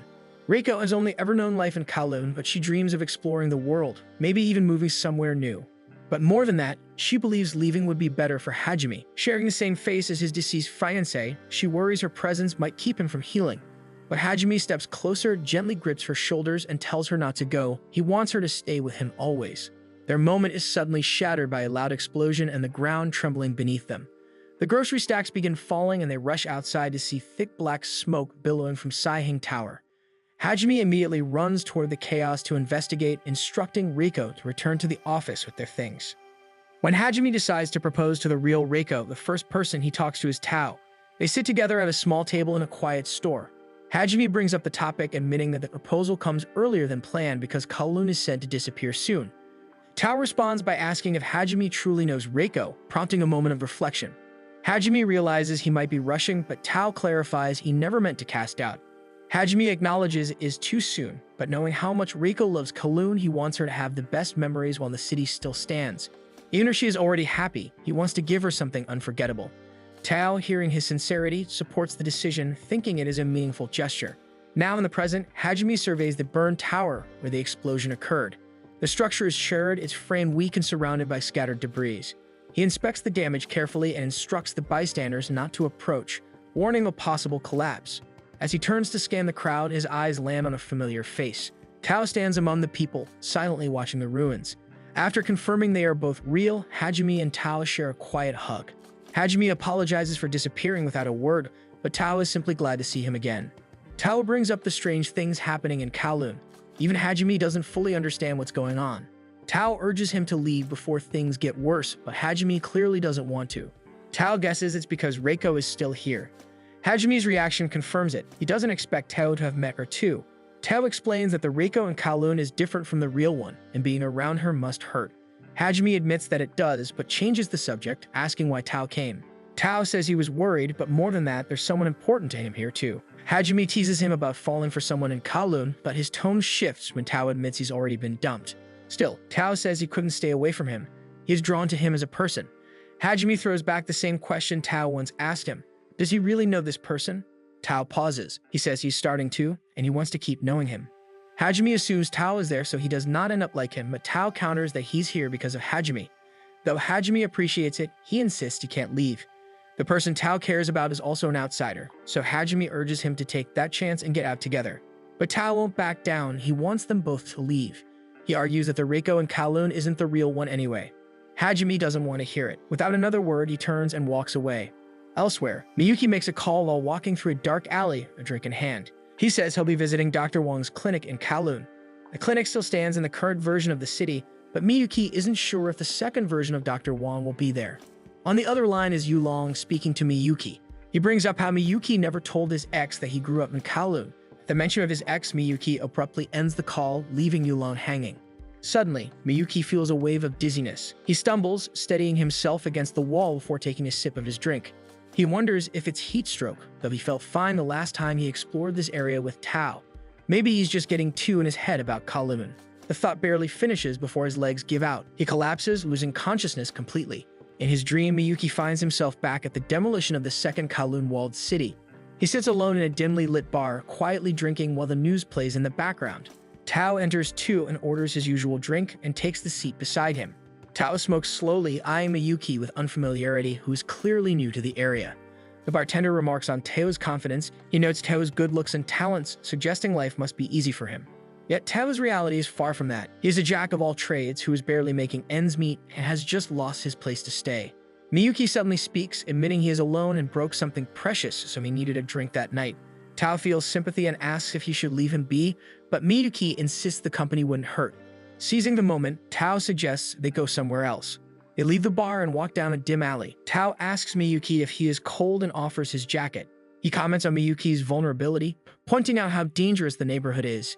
Yet despite just meeting, he followed him there without hesitation. Miyuki tells Tao about what he said back in the bar, that he called himself a jack of all trades just to avoid jealousy. He explains how that was disrespectful to both himself and others, and warns Tao to stop lying like that before it becomes a habit. They keep walking until Miyuki asks if they have arrived at the place Tao mentioned. Tao, who is now caught in his lies, instantly becomes embarrassed. He covers his face with his hand and admits he doesn't really know any good spots. Though he wants to take Miyuki somewhere nice, he is broke. Still, he won't let him go so easily and offers to buy him a drink instead. With this, Miyuki bursts out laughing as Tao spills everything so openly. He moves closer and presses a kiss on Tao's lips. Then after that, they decide to go to Miyuki's place and share a bed together. Miyuki expects Tao to be indifferent towards him because of his both male and female organs, something Tao likely hasn't seen before. But Tao insists that even if Miyuki had become a woman, he would still be in love with him. Before Miyuki can respond, Tao seals his lips with a passionate kiss. Miyuki reflects on his identity. He never strictly sees himself as a man or a woman, he only sees himself as his true self. But Tao accepts him fully, showing no concern for Miyuki's gender. Then Miyuki's vision darkens. The scent of face powder and the sound of women laughing pulled him back to consciousness. He wakes up in a dressing room, and the first thing he sees is a woman with curlers in her hair. The performers explain they found him unconscious in the alley and brought him in. One of them hands him his glasses, which he puts on with a quiet thanks. Looking around, Miyuki asks if this is a burlesque club. The woman confirms it, saying it's a popular local spot. He asked about an artist named Sihan, but she hasn't heard of her. Frustrated, Miyuki rubs his forehead. The woman suggests visiting Dr. Wong if he still feels off. This confirms Miyuki's suspicion. The doctor is in Kowloon. Suddenly, the power goes out. Someone mentions it might be due to yesterday's collapse.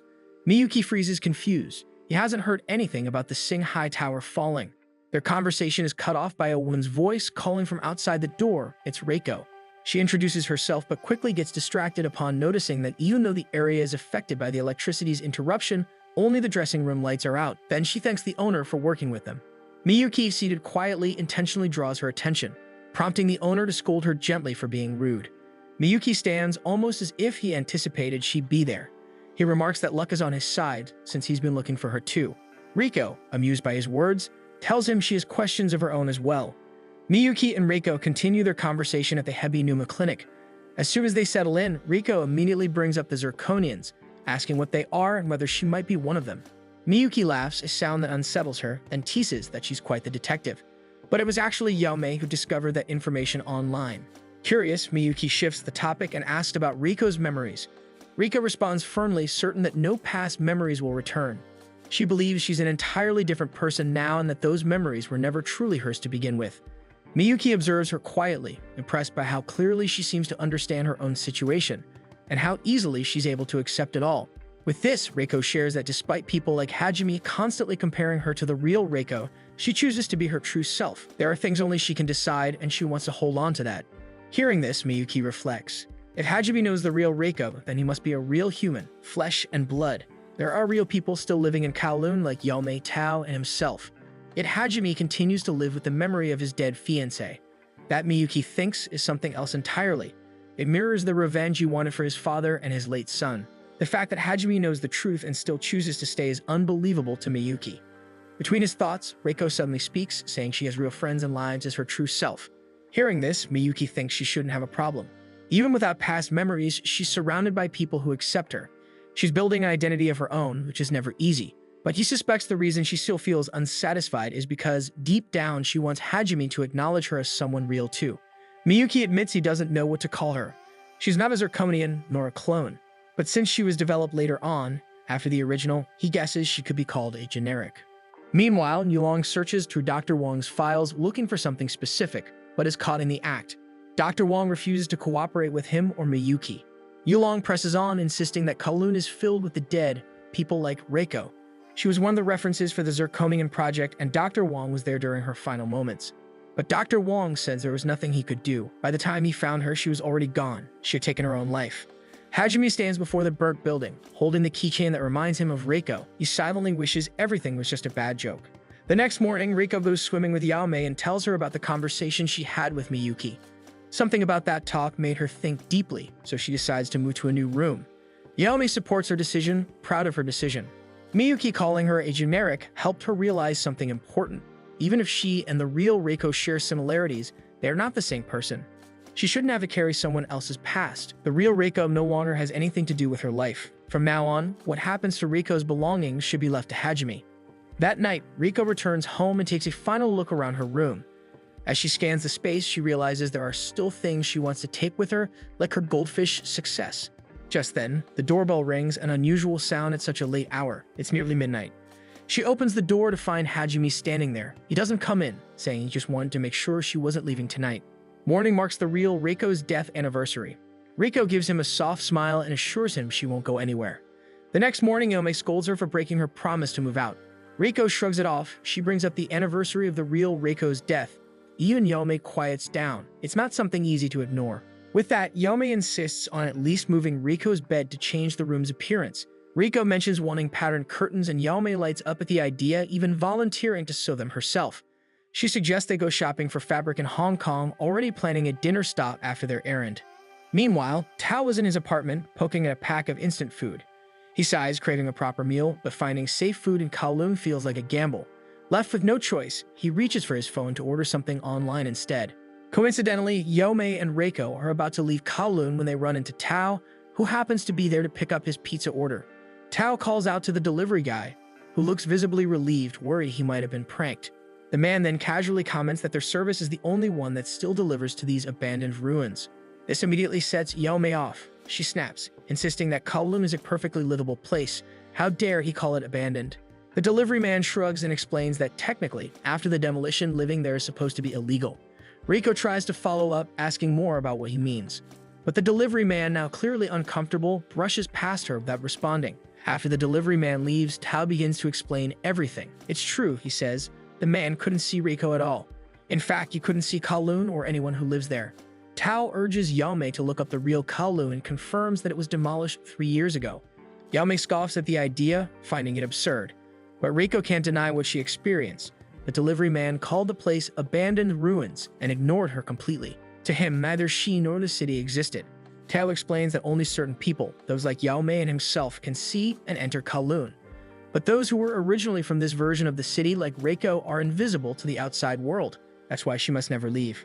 Reiko remembers all the times Hajime begged her to stay, to never stray from him. It all begins to make sense now. Still, Yaomei dismisses it as nonsense. Reiko has always felt real to her.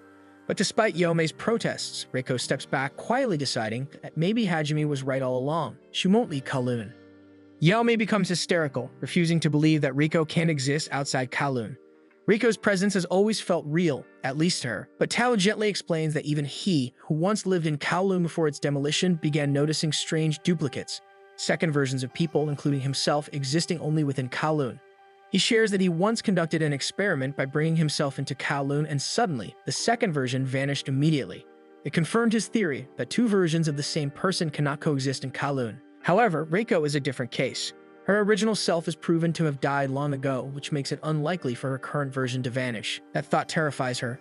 If the real Reiko were still alive, then she should have been the one to disappear. In this uncertain world, Reiko starts to question her very existence, just like the fragile reality of Kowloon itself. But Yaomei refuses to accept any of it. She clings to the belief that Reiko is real, and determined to uncover the truth with her own eyes, she decides to investigate further by traveling to Hong Kong herself. Reiko remains confused after everything she has just learned, and Tao, despite his efforts, admits he doesn't have all the answers either. Still, knowing how much Hajime cares about her, Tao simply wants to help however he can. Before leaving to eat his pizza, he tells Reiko to reach out to him if she ever needs anything. Back in central Kowloon, Reiko continues to wander, her mind still clouded with questions. As she walks aimlessly, Hajime spots her and calls out. She tells him about her canceled plans with Yaomei, which didn't work out in the end. Because of this, Hajime suggests they grab some dumplings together. Reiko pauses for a moment, then agrees.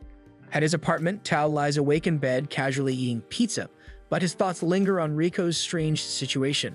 Even though he's grown used to the surreal nature of life in Kowloon, something about Reiko's case unsettles him deeply. He now fully understands why Miyuki is using this bizarre phenomenon for revenge. Nothing hurts more than seeing someone you love looking and sounding exactly the same, yet knowing it's not truly them. The warmth, the voice, the face, it's all familiar, and ultimately a ghost of what once was. And still, you can't help but get attached. Meanwhile, Hajime is lost in a memory back when the real Reiko was alive. They used to play mahjong with the elderly on the busy streets of Kowloon. Reiko was always the crowd's favorite, often winning with ease. One day after a long session, Reiko dropped a slip of paper from her pocket. It was a prescription for insomnia. Hajime didn't know why she needed it, but Reiko admitted to having problems sleeping at night, so she needed sleeping pills. From that day on, he made it his mission to help her sleep by tiring her out with fun and laughter. He'd tease her about cheating in mahjong, and she'd laugh, saying she was just lucky.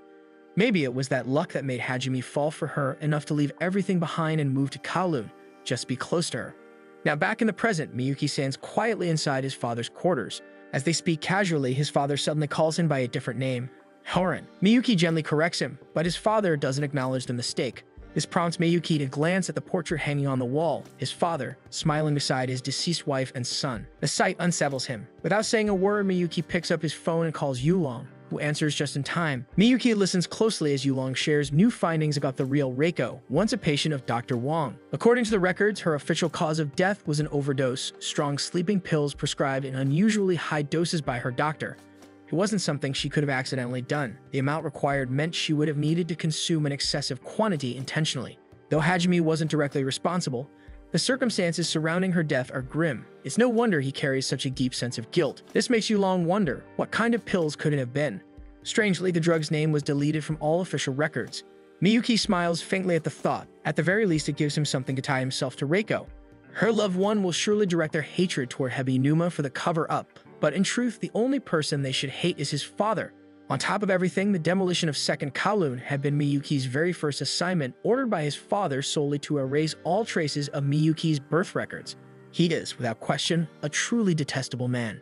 Meanwhile, a mysterious man wearing a mask silently infiltrates Yulong's hidden room, attempting to extract data from his computer, only to find the system completely empty. Later, he reappears, now covertly observing Hajime, Reiko, and Xiaohe as they chat casually along the streets.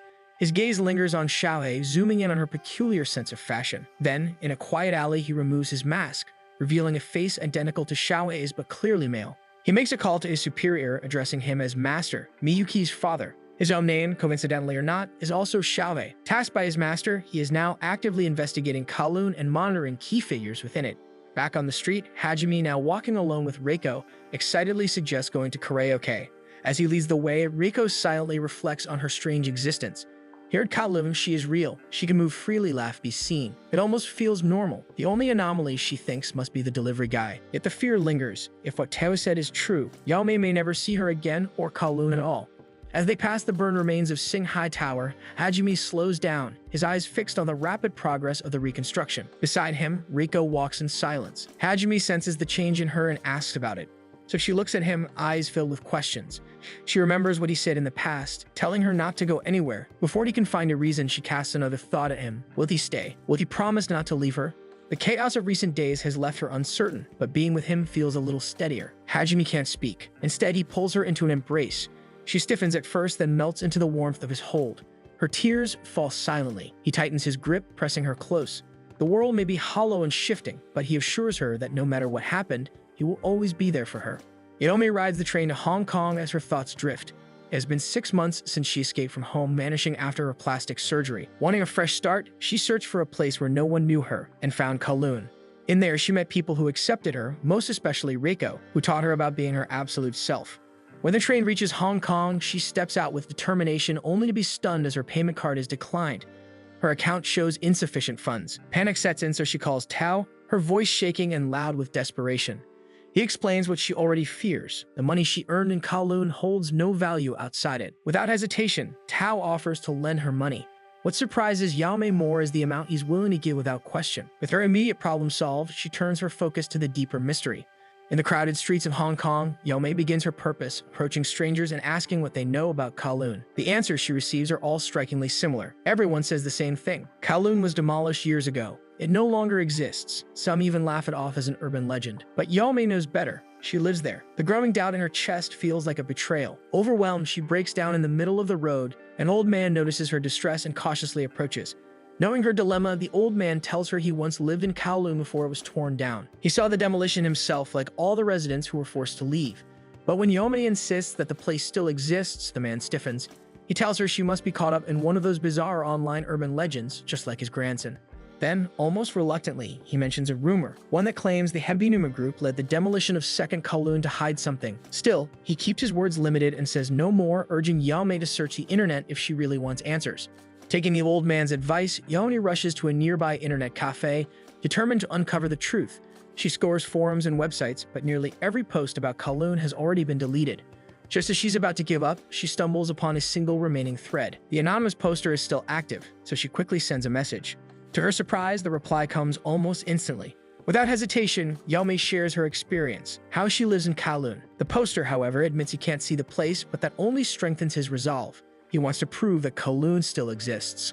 The poster shares everything he knows about the demolition of the Second Kowloon. While it's a confirmed fact that the place was destroyed, he believes it has been recreated in some mysterious way. He wants to work with Yaomei to uncover the truth behind its reappearance. At first, Yaomei has no idea where to start, but with his help, they begin piecing together the puzzle, starting by listing all the strange occurrences she has noticed. Thinking about it, Yaomei realizes that the presence of people who should be dead is already bizarre enough. She hesitates to tell the poster, fearing he might not believe her. But before she can decide, the poster shares that he, too, is investigating this for a friend, someone important to him. This prompts Yaomei to open up. She tells him everything. The dead still living in Kowloon, people having duplicates who cannot coexist, and how the second version vanishes once the original reappears. With all the confusing information, Yaomei begins to wonder if she might be the anomaly. But the poster reassures her. He has also spoken to others who can see and access Kowloon just like her. What Yaomei doesn't know is that the anonymous poster she's chatting with is actually Yulong, who is quietly gathering information from Miyuki about the true nature of Kowloon. As they review everything they know so far, Yaomei happens to mention Hajime, suggesting he might know more about what's really going on. Even if he's still puzzled himself, he's certain of one thing: Yaomei isn't an anomaly. It's far too early to jump to that conclusion. If anything, maybe it's Kowloon itself that is the true anomaly. Yaomei begins to share how she first entered Kowloon, but as she types, a strange realization hits her. 6 months ago, it was March, cold and dim as she wandered the city looking for a place to stay before morning arrived. That's when she stumbled upon Kowloon. But from the moment she entered, the season never shifted. It has always been midsummer in Kowloon. Thinking back, she recalls the sky always being clear and herself constantly wearing summer clothes. She shares this strange detail with Yulong, who found it helpful. Yaomei also mentions a rumor she once heard, that the demolition of the Second Kowloon was a cover-up orchestrated by the Hebinuma group. To her surprise, Yulong partly confirms the rumor and hints at a secret hidden within Kowloon, something Yaomei must see for herself once she returns.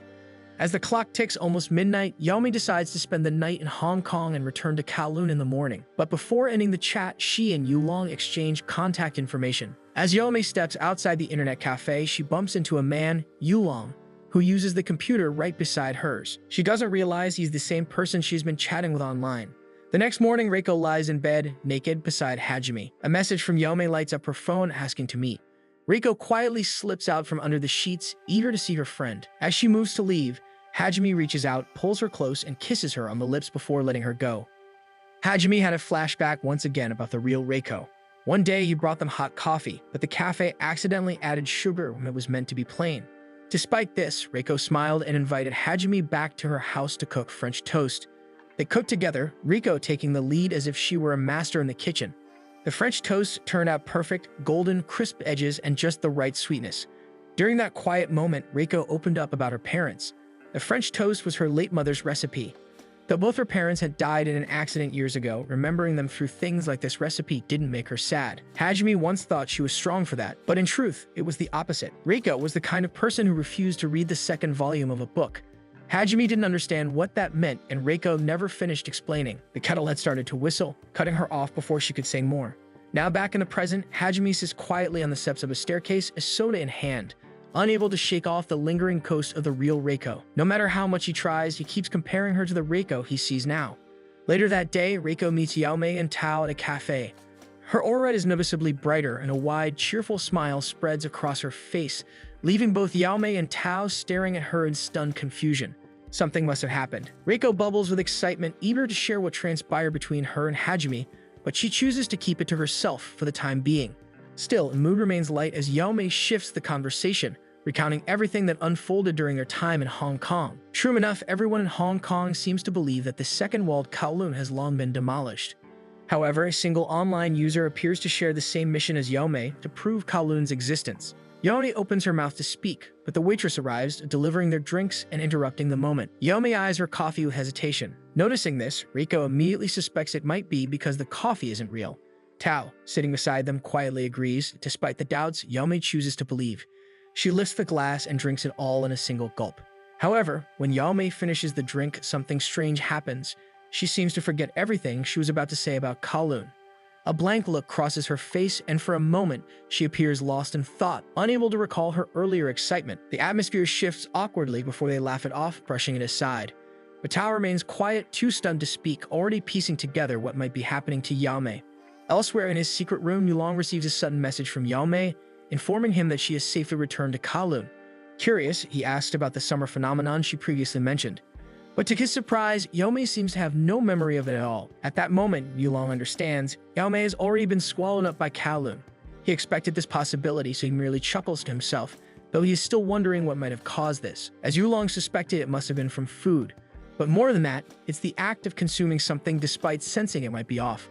Perhaps the desire to believe in Kowloon is what allows it to swallow someone entirely. Meanwhile, in one of Kowloon's street stores, Miyuki is about to purchase a basket of goods when the store owner informs him they no longer accept e-payments due to the collapse.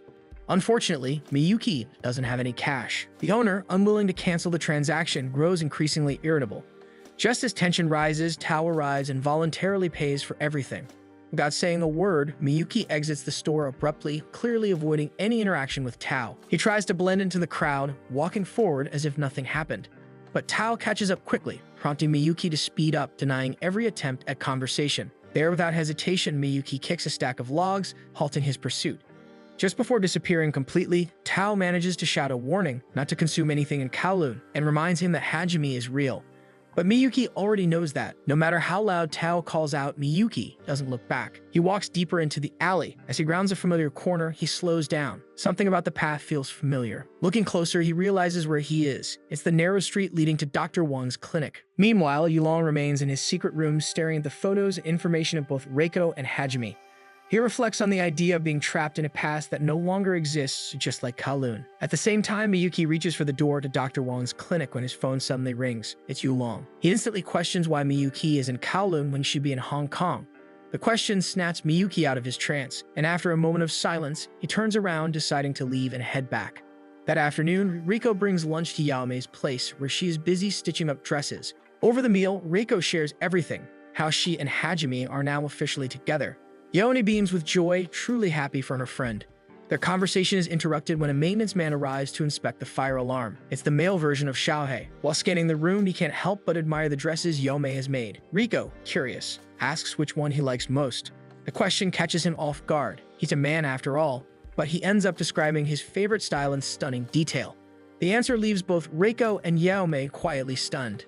As it turns out, he used to wear dresses like that when he had a slimmer figure in his younger years. But now, with his current build, he feels those days are behind him. Still, liking something doesn't have to end just because you changed.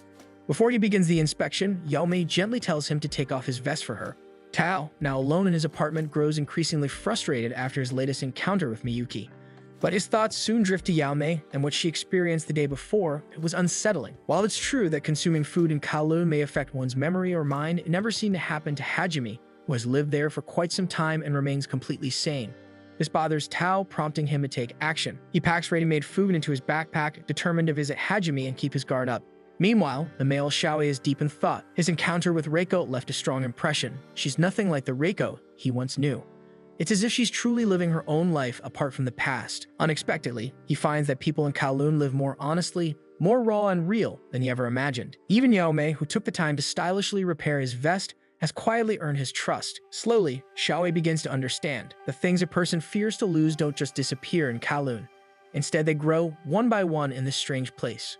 Xiaohei immediately reported his findings about Kowloon to his master. From his observations as a former resident himself, the replicas within Kowloon were impressively accurate, yet there were notable inconsistencies, both in structure and lifestyle. This extended to the residents themselves, who were likely replicas of individuals from the original Kowloon. Reiko was a prime example. Though she resembled the real Reiko in voice and appearance, Xiaohei noticed significant differences in personality and behavior. It's as if she has a personality of her own. These inconsistencies caught Miyuki's attention as well, further confirming Xiaohei's suspicions.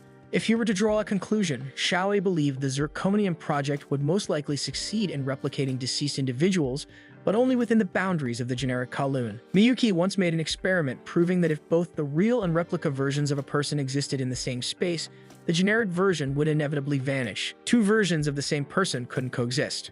This further reinforced his hypothesis that people like Reiko, who are replicas made in Kowloon, would cease to exist the moment they tried to leave. The real question now is whether the same rule applies even to those whose real versions have already passed away. Xiaohei has no answer to this yet. He's still waiting for Miyuki's next move. Reiko, being a key subject in the Zirconium project, is unlikely to be put at risk by Miyuki, making her a difficult test case. Xiaohei needs to find another generic version whose original has already died to test whether they can exist outside Kowloon. But if no such person is found, his master insists that he use Reiko instead. Xiaohei hesitates. He wants to speak up at the people in Kowloon even if replicas are living real lives of their own. But his master refuses to listen. The demand is clear, and his master urges him to continue investigating before he finally ends the call abruptly. Yulong, now with Miyuki in his secret room, talks about the weight of his choices. Being part of the Hebinuma family has led him to this very moment, one he knows he might come to regret. Dr. Wong also grows concerned for him. But despite Yulong's efforts to reason with him, warning that knowingly choosing a path of regret is a disgrace, Miyuki refuses to listen. With a cold glare, he shuts Yulong up, telling him to just do his job before leaving the room to have lunch with Dr. Wong. As the door closes, Yulong realizes something. Just as he feared, Miyuki seems dangerously obsessed with Kowloon now. But unlike Miyuki, Yulong vows to choose a path he won't regret. Even while having lunch with Dr. Wong, Miyuki can't shake off Yulong's words. His mind drifts. He wonders what could have been the outcome if he had never contacted the Hebinuma, never left his mother behind, and chosen Tao instead.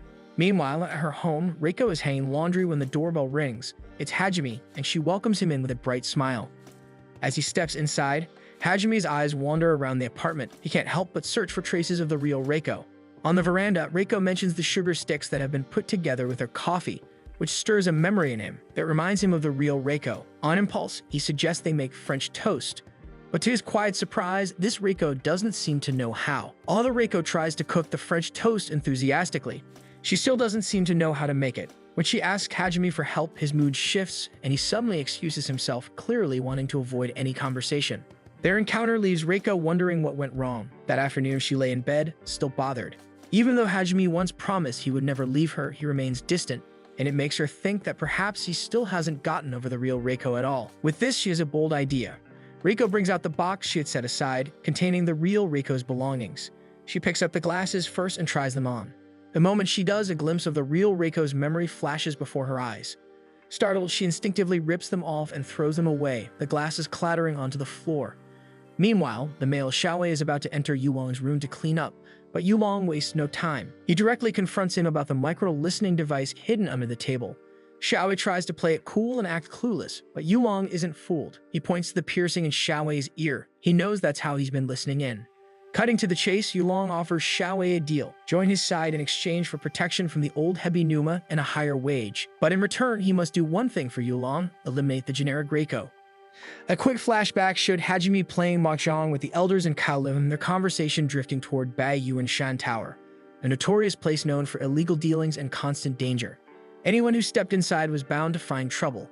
Coincidentally, the real Reiko had been there at that time, speaking to the elderly landlord about an issue with the building's management. As a gesture of goodwill, Reiko even offered her a small gift. While they talked, the landlord shared a bit of wisdom.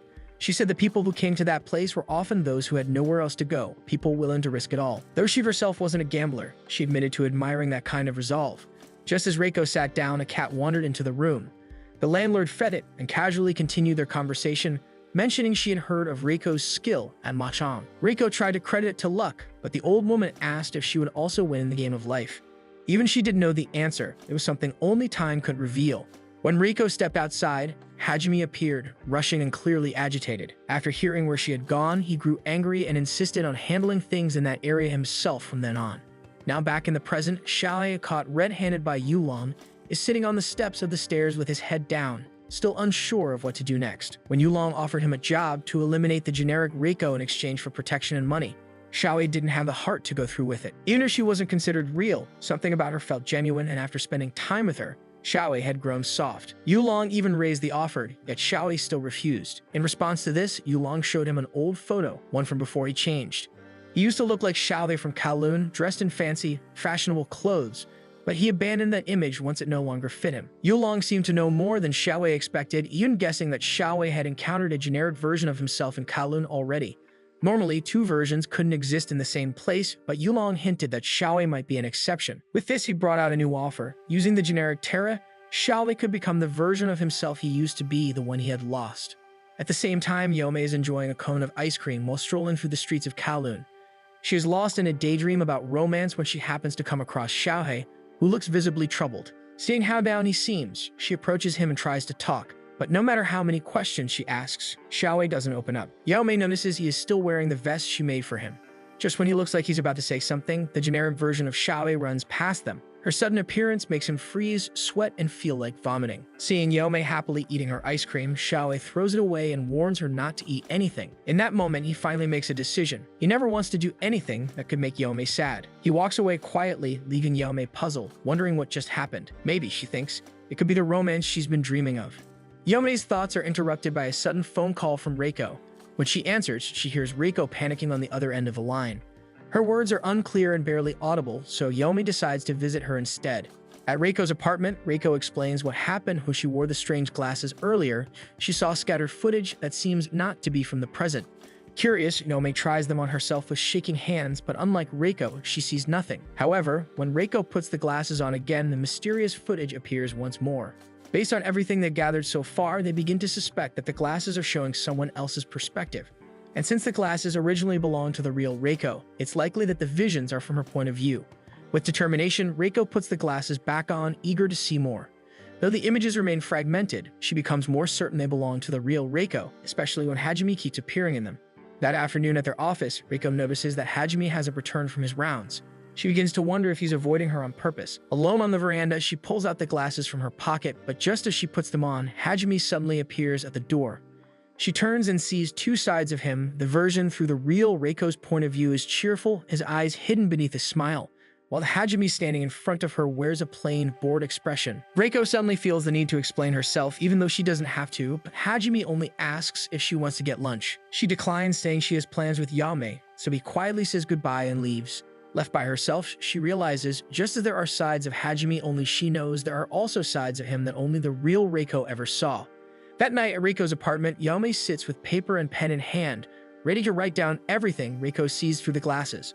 The first thing Reiko sees is Bai Yuan Tower, one of the most dangerous places in Kowloon. Though the company she works for owns properties there, it's Hajime who usually handles that side of town since he doesn't want Reiko going near it. Wanting answers, the two decide to check the place out themselves. Nervous but determined, they bring anything they can use for defense. As they step into the alleyway, Reiko suddenly stops as she notices talisman stickers covering the walls. Reiko grows curious, while Yome, who is slightly shaken, questions why they're doing this at all. Still, Reiko remains firm. Maybe all of this will reveal the truth about the real Reiko's death and why she exists now with the same face. The two continue walking through the dim alleyway, but Yome seems bothered by something, like she's forgetting something important. As they go further, they pause when Reiko suddenly stops. She recognizes the narrow path ahead. It's the exact place she saw through the glasses. From the shadows of the alley, they hear slow footsteps approaching. Both of them freeze, bracing for the worst. But then a familiar figure steps out into the faint light. It's just Xiaowei, and the tension quickly fades. He explains he's there for the fire alarm inspection. Seeing an opportunity, Yome suggests they tag along with him toward the central area for safety. However, Reiko seems distracted. She walks over to one of the walls and carefully peels off a talisman sticker. Yome, her voice trembling with fear, begs Reiko to stop and turn back, but Reiko presses on. Behind the sticker, a text reading, 403, forbidden. The next day, they decide to report everything to Tao. They meet at a quiet cafe, and after hearing the story, Tao believes them without hesitation. Reiko seizes the moment to ask about the real Reiko. Since Tao and the real Reiko used to be close, she hopes he can give her insight. She believes the memory of Beiyu and Tao holds a clue, possibly connected to the real Reiko's death. However, Tao doesn't have any concrete information about the real Reiko's death. He even admits that he was never particularly fond of her. To him, the real Reiko was always distant and mysterious, so much so that he could never fully trust her. There was something about her presence, a kind of negative energy, that constantly put him on edge. When she died, his only regret was not being there more for Hajime. Reiko suggests that the real Reiko may have taken her own life, but Yaomei finds that hard to believe, especially since she was happily engaged to Hajime. Then again, as Tao said, she was unpredictable, a mystery from the beginning. This conversation explains why Tao was initially so cold to Reiko. He feared she would bring the same pain. But to his surprise, she and the real Reiko are nothing alike. Even Yaomei points out that Reiko means no harm. However, Tao reveals a sad truth. Even just her presence, her identical appearance and voice, might be hurting Hajime already more than he lets on. Suddenly, Xiaowei appears at the door of the cafe to inspect the fire alarms, but the moment his eyes meet Tao's, he freezes. Yaomei, clueless, tries to introduce them, but before she can finish, Xiaowei quickly forces a cheerful smile and shakes Tao's hand as if it's their first time meeting.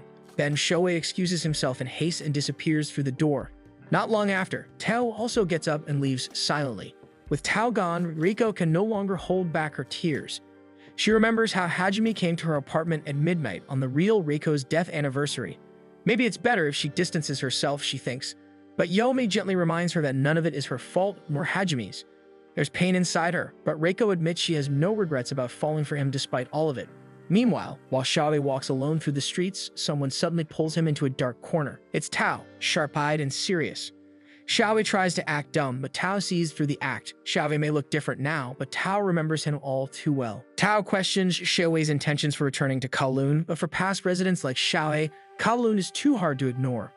As they talk, the generic Xiaowei suddenly passes by, which stuns Tao. He's even more shocked that the generic didn't disappear despite the original being present. Xiaowei, who clearly knows more than he lets on, offers only a vague answer before hurrying off again.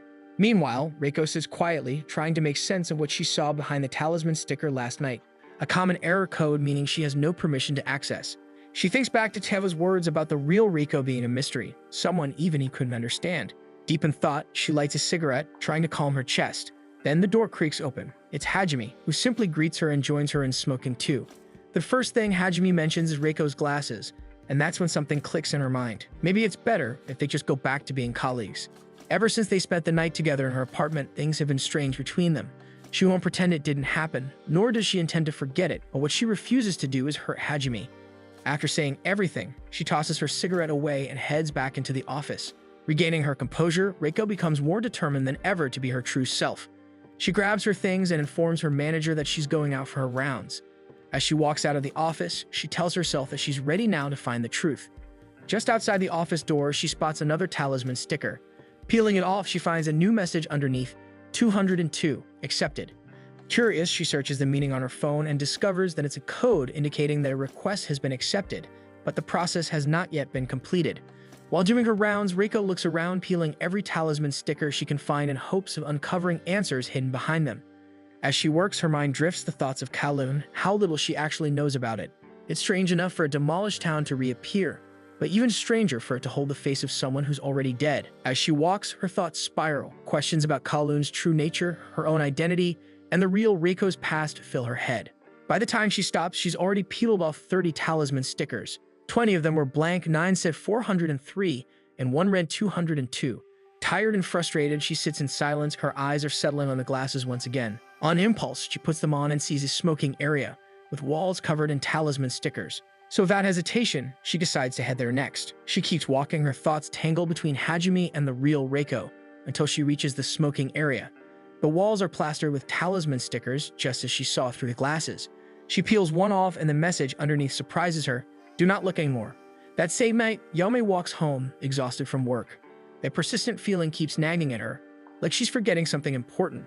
She tries to recall what it is, but her rumbling stomach interrupts her thoughts, reaching into her bag for something to eat. It's the one Yulong gave her during their last meeting in Hong Kong. Without thinking, she pops it into her mouth. The moment the taste hits her tongue, her eyes widen. In a rush, memories come flooding back. Yulong sits alone in his secret room, deep in thought as he tries to understand the real reason why some people can still see Kowloon. At first, he assumes it's purely due to emotional attachment, but when he remembers Yame, he realizes there must be something more. He expands his thinking and pulls up the faces of those who can see Kowloon on his monitor. Hajime, Yame, Miyuki, and Tao. He analyzes them one by one. Miyuki likely loved his life in Kowloon, which could explain why he keeps returning. Even Yulong loved the city before its demolition. Then there's Hajime, who had a stable job in Japan, but left everything behind 3 years ago, likely haunted by memories of his fiancée that are still tied to Kowloon. Yulong narrows his focus and changes the view on his monitor, bringing up images of the two versions of Xiaohe. His theory strengthens. Those with deep-rooted ties to their past are the ones who continue to see Kowloon. Meanwhile, Dr. Wong sits quietly in his office, staring at an old photo frame of him, Yulong, and Miyuki from their younger days. But his thoughts are interrupted when Yulong enters the room. Without saying much, Yulong simply states that he's heading out, but Dr. Wong already knows what he's up to. True enough, Yulong returns to the site where Kowloon once stood. All that remains are crumbling ruins. As he walks closer, he's pulled back into memory, the day he found out Miyuki was to be adopted by the Hebi Numa. When Miyuki finally told him, it was already too late. The boy had a snake tattoo inked across his back, and his tongue had been split in two. This was his way of proving his loyalty to the Hebi Numa. Though shocked at first, Yulong came to understand Miyuki's decision. It was all for his mother's medical treatment, a sacrifice Miyuki saw as something so small compared to the reward. Touched by his resolve, Yulong sliced off part of his ear, willing to join Miyuki's decision. However, things took a dark turn when Miyuki's mother died, despite everything he did for the Hebi Numa. Her death shattered him, and that's when the hatred took root. Miyuki came to despise his adoptive father, and the only thing left in his mind was revenge. He turned to Yulong for help, but now Yulong realizes he must stop Miyuki before he becomes completely consumed by Kowloon. Standing amidst the ruins of the old city, Yulong questions whether he made the right decisions. But just as doubt clouds his mind, a sudden gust of wind sweeps through. He closes his eyes for a moment, and when he opens them, he sees it. Kowloon restored to its original form. That's when he realizes that it isn't attachment that lets people see Kowloon, it's regret. Elsewhere, Yome meets Tao in a quiet place. She tells him she's finally remembered everything from her time in Hong Kong, including the fact that she still owes him money since Kowloon currency doesn't work outside. Yome shares everything she's learned about Kowloon, that in Hong Kong the people always knew it was gone. With that realization, tears slipped down her cheeks. All she ever wanted was to prove Reiko's existence, but now it feels like she's proving the opposite. Tao wants to comfort her, but he also knows the truth. She must leave. Her existence is real and Kowloon isn't. She doesn't belong there, but neither does he, nor Miyuki, nor even Hajime. Despite everything, Yome can't help but feel a deep sadness for Reiko. She lives in Kowloon as her truest self because Reiko encouraged her to. Reiko is her friend, but Tao gently reminds her that while it's good to care for others, she must also consider what she wants. Tao admits that, like her, he came to Kowloon for someone else, but he's made his own choices since. He refuses to leave with regrets. That's when Yame recalls something else. Back when she was in Hong Kong, she heard a strange rumor that the Hebi Numa group was behind the demolition of Kowloon as a cover-up. Supposedly, they were hiding something important, and to bury the truth, they destroyed the city. The key to uncovering it all, according to the rumor, lies hidden in the talismans scattered throughout the city. Tao is surprised to hear this. He knows about the talismans, but had no idea the Hebi Numa group might be involved. Still, he warns Yao Ming to stay away from the talismans as they might be tied to something dangerous. Then, Yome shares one last detail she noticed: the endless summer in Kowloon, a summer that never ends and never moves on. Later that day, Tao receives a call from Hajime. Meanwhile, Yame is still unsure of what to do. She feels conflicted. Solving the mystery of Kowloon was never part of her plan. She only wants to live as her true self, just as Reiko once told her to. Their meeting happens by chance, yet it changes how Yame sees herself. But when she thinks of her mother, a strange emotion pulls her back to the life she left behind. Elsewhere, Reiko puts on the glasses again and sees more fragments of the real Reiko's life. In one vision, she watches her buy pills in exchange for a talisman in a dark alleyway. Alarmed, Reiko calls Yome, who is quietly holding a pair of earrings lost in thought. Reiko explains what she saw and tells her about the location. She wants to go there to confirm the truth. Yome, concerned, tells her it might be dangerous, but Reiko, sensing that she is close to the truth, is determined to find out about it. Seeing that she won't change her mind, Yome decides to go with her. When the call ends, Yome sits in deep thought. The medicine and talisman Reiko saw are clearly connected, and everything seems to lead back to the Hebi Numa group. She can't just let Reiko investigate alone, knowing it's this dangerous. Meanwhile, Xiaowei elsewhere is still troubled by Yulong's offer. Kill Reiko and he'll return to his original self. But no matter how he tries, he just can't go through with it. As fate would have it, Reiko passes by and spots him. She quickly approaches, concerned by his uneasy expression. Xiaowei freezes. The very person he's supposed to eliminate stands before him. But before he can react, Reiko's phone rings. On the other end is the generic Xiaowei shouting for help. She says something's wrong in her apartment. Reiko assumes it's the fire alarm that is malfunctioning, and her gaze immediately lands on Xiaowei. After all, he works in built-in maintenance. With no choice, Xiaowei finds himself being dragged by Reiko to the generic's apartment. On the way, Yome calls and Reiko updates her about the situation. They agree to meet at the apartment instead. Meanwhile, inside the Goldfish Tea House, Hajime meets up with Tao. Tao wants to understand just how much Hajime knows about this Kowloon. As it turns out, Hajime is more aware than he lets on. He knows that two versions of the same person can't coexist in Kowloon. He recalls Old Man Chun, his occasional mahjong colleague, who he witnessed entering Kowloon one day only for his duplicate to vanish instantly. With this, Hajime assumes that's true for most people in the city. Unlike Tao, it can be noticed that Hajime isn't overly cautious. He eats the food in Kowloon without hesitation and doesn't question much of what he sees. As their conversation deepens, Tao brings up his own observations. He mentions that not everything in Kowloon was faithfully replicated. For instance, he once built a small hut for stray cats behind the cafe, but when he went to look for it, it wasn't there. At that moment, a TV advertisement flickers onto the cafe's screen. It shows a woman joyfully visiting a clone of her beloved pet that had passed away. The clone mimics the same habits and behaviors as the original, making her feel as if nothing had changed. Tao quietly reflects on this. His feelings are the complete opposite. He finds it unsettling. To him, having someone imitate the dead feels more painful than comforting. It's not just unhealthy for the grieving owner, but also unfair to the cat. Meanwhile, back in the generic Xiaowei's apartment, the real Xiaowei finishes fixing the fire alarm. The two finally meet face to face and are introduced, oddly enough, sharing the same name. As the generic Xiaowei expresses her gratitude, the real one quietly observes her extravagant wardrobe and striking fashion sense. Yame also mentions their similarity in enjoying fancy clothes, so the real Xiaowei is forced to admit it. Then he finally reveals the vest Yame made for him. When the generic Xiaowei compliments it, something in him softens, tears well up unexpectedly. His past once felt so painful for him, but now it feels strangely warm.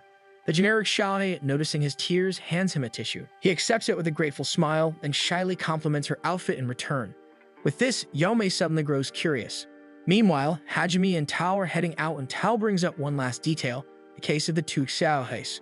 The original remains, yet the generic has not vanished. Hajime is taken aback, but what catches his attention more is how Tao refers to Xiaowei as a guy. Tao then admits Xiaowei is a guy. They just never told Hajime because his cluelessness was funny. When Hajime heads out first, Tao happens to take a glance at the back entrance of the Goldfish Tea House. His eyes widen. The cat hut he once built now stands there, replicated exactly as it was in the old Kowloon. At that moment in the generic Xiaowei's apartment, she suddenly vanishes into thin air. The real Xiaowei, sensing it immediately, understands what is happening. A strange sensation washes over him, and he collapses to the floor. A few moments later, Xiaowei finally wakes up. Yaomei and Reiko are still in front of him, waiting for him to recover. As he'd expected, they never found the generic Xiaowei again. He explains that it is only natural, as this Kowloon is Hajime's creation. All of his investigation isn't complete yet. He knows this Kowloon is based on Hajime's memory, how he remembered it a few years ago. It replicates what he recognizes, while the rest remain incomplete. It is a setup. When the original enters, the second version disappears. Since Hajime believed Xiaowei was a girl, her two versions were able to coexist. But now that he has likely learned the truth, the generic version vanished. Yao Mei and Reiko struggle to believe the Xiaowei standing before them is the real one. His appearance has changed so drastically in just 3 years. Then he reveals the reason he's in Kowloon. First, to investigate the city under a corporation's request, and second, to kill Reiko. He accepted the job in hopes of returning to his original form. He explains what Yulong told him about Gene Terra, a technology that can download memories not into a clone, but into a vessel already replicated. Though it sounds absurd, Xiaowei believes it as he already has a generic version of himself. Still, the question of whether a generic can exist outside Kowloon remains unanswered. Yao Mei immediately realizes is the work of the Hebi Numa group. Now that Xiaowei's wish will never come true, and with both Yao Mei and Reiko showing him the value of this world, he decides to leave for good. Knowing too much, he fears the Hebi Numa group might come after. Before he can leave, Yao Mei grabs his vest and some of the generic Xiaowei's dresses, handing them to him, insisting that he doesn't need to give up these parts of himself. She also offers him a way out. Her mother is an influential figure with powerful connections, enough to keep even the Hebinumas from reaching him if he stays by Yao Mei's side. Reiko doesn't understand at first, so Yao Mei apologizes. She has been thinking about her mother lately and how she keeps running from her past. Now she decides it's time to face it head-on. To help Reiko realize her absolute self, Yao Mei must first find her own and return when she is ready. Reiko walks with them to the edge of Kowloon. They bid their goodbyes. That's when Reiko notices Yao Mei is wearing the earrings her mother chose for her on one ear. Before parting, Yao Mei warns Reiko about the pills she saw in the real Reiko's memories. She needs to be careful. Xiaowei also has something to say. Reiko is the only thing not replicated in Hajime's creation. That alone, he believes, is proof that she can become her absolute self. As the two walk away from the city, the dresses in Xiaowei's hands slowly begin to disappear. But he doesn't mind. Even if the clothes vanish, he believes he can carry them in his heart. However, when he opens his vest, the stitches Yao Mei made are still there. With quiet joy, they turn back, hoping to share it with Reiko, only to be met by a pile of ruins where Kowloon once stood. Reiko sits in a cafe, her gaze fixed on the date displayed on her phone screen. Thoughts of Xiaowei and Yao Mei drift into her mind. Both had set off to seek their absolute selves. She attempts to call Yao Mei, but there is no response. The silence reminds her of Yao Mei's final words before leaving, that she would return once she had a decision. In another part of Kowloon, Miyuki walks along the street when he sees a group of children rushing toward an alley. The scene triggers an old memory. He and Yulong used to do the same way at Dr. Wong's clinic, where his mother was often treated. Dr. Wong had always warned her not to strain herself, though those words were never heeded, so he continued to prescribe the same medication. Years later, Miyuki watched as demolition machines tore down the same clinic. He had led the operation himself, yet the sight of it still lingers in his thoughts. Back in his house, Miyuki receives a call.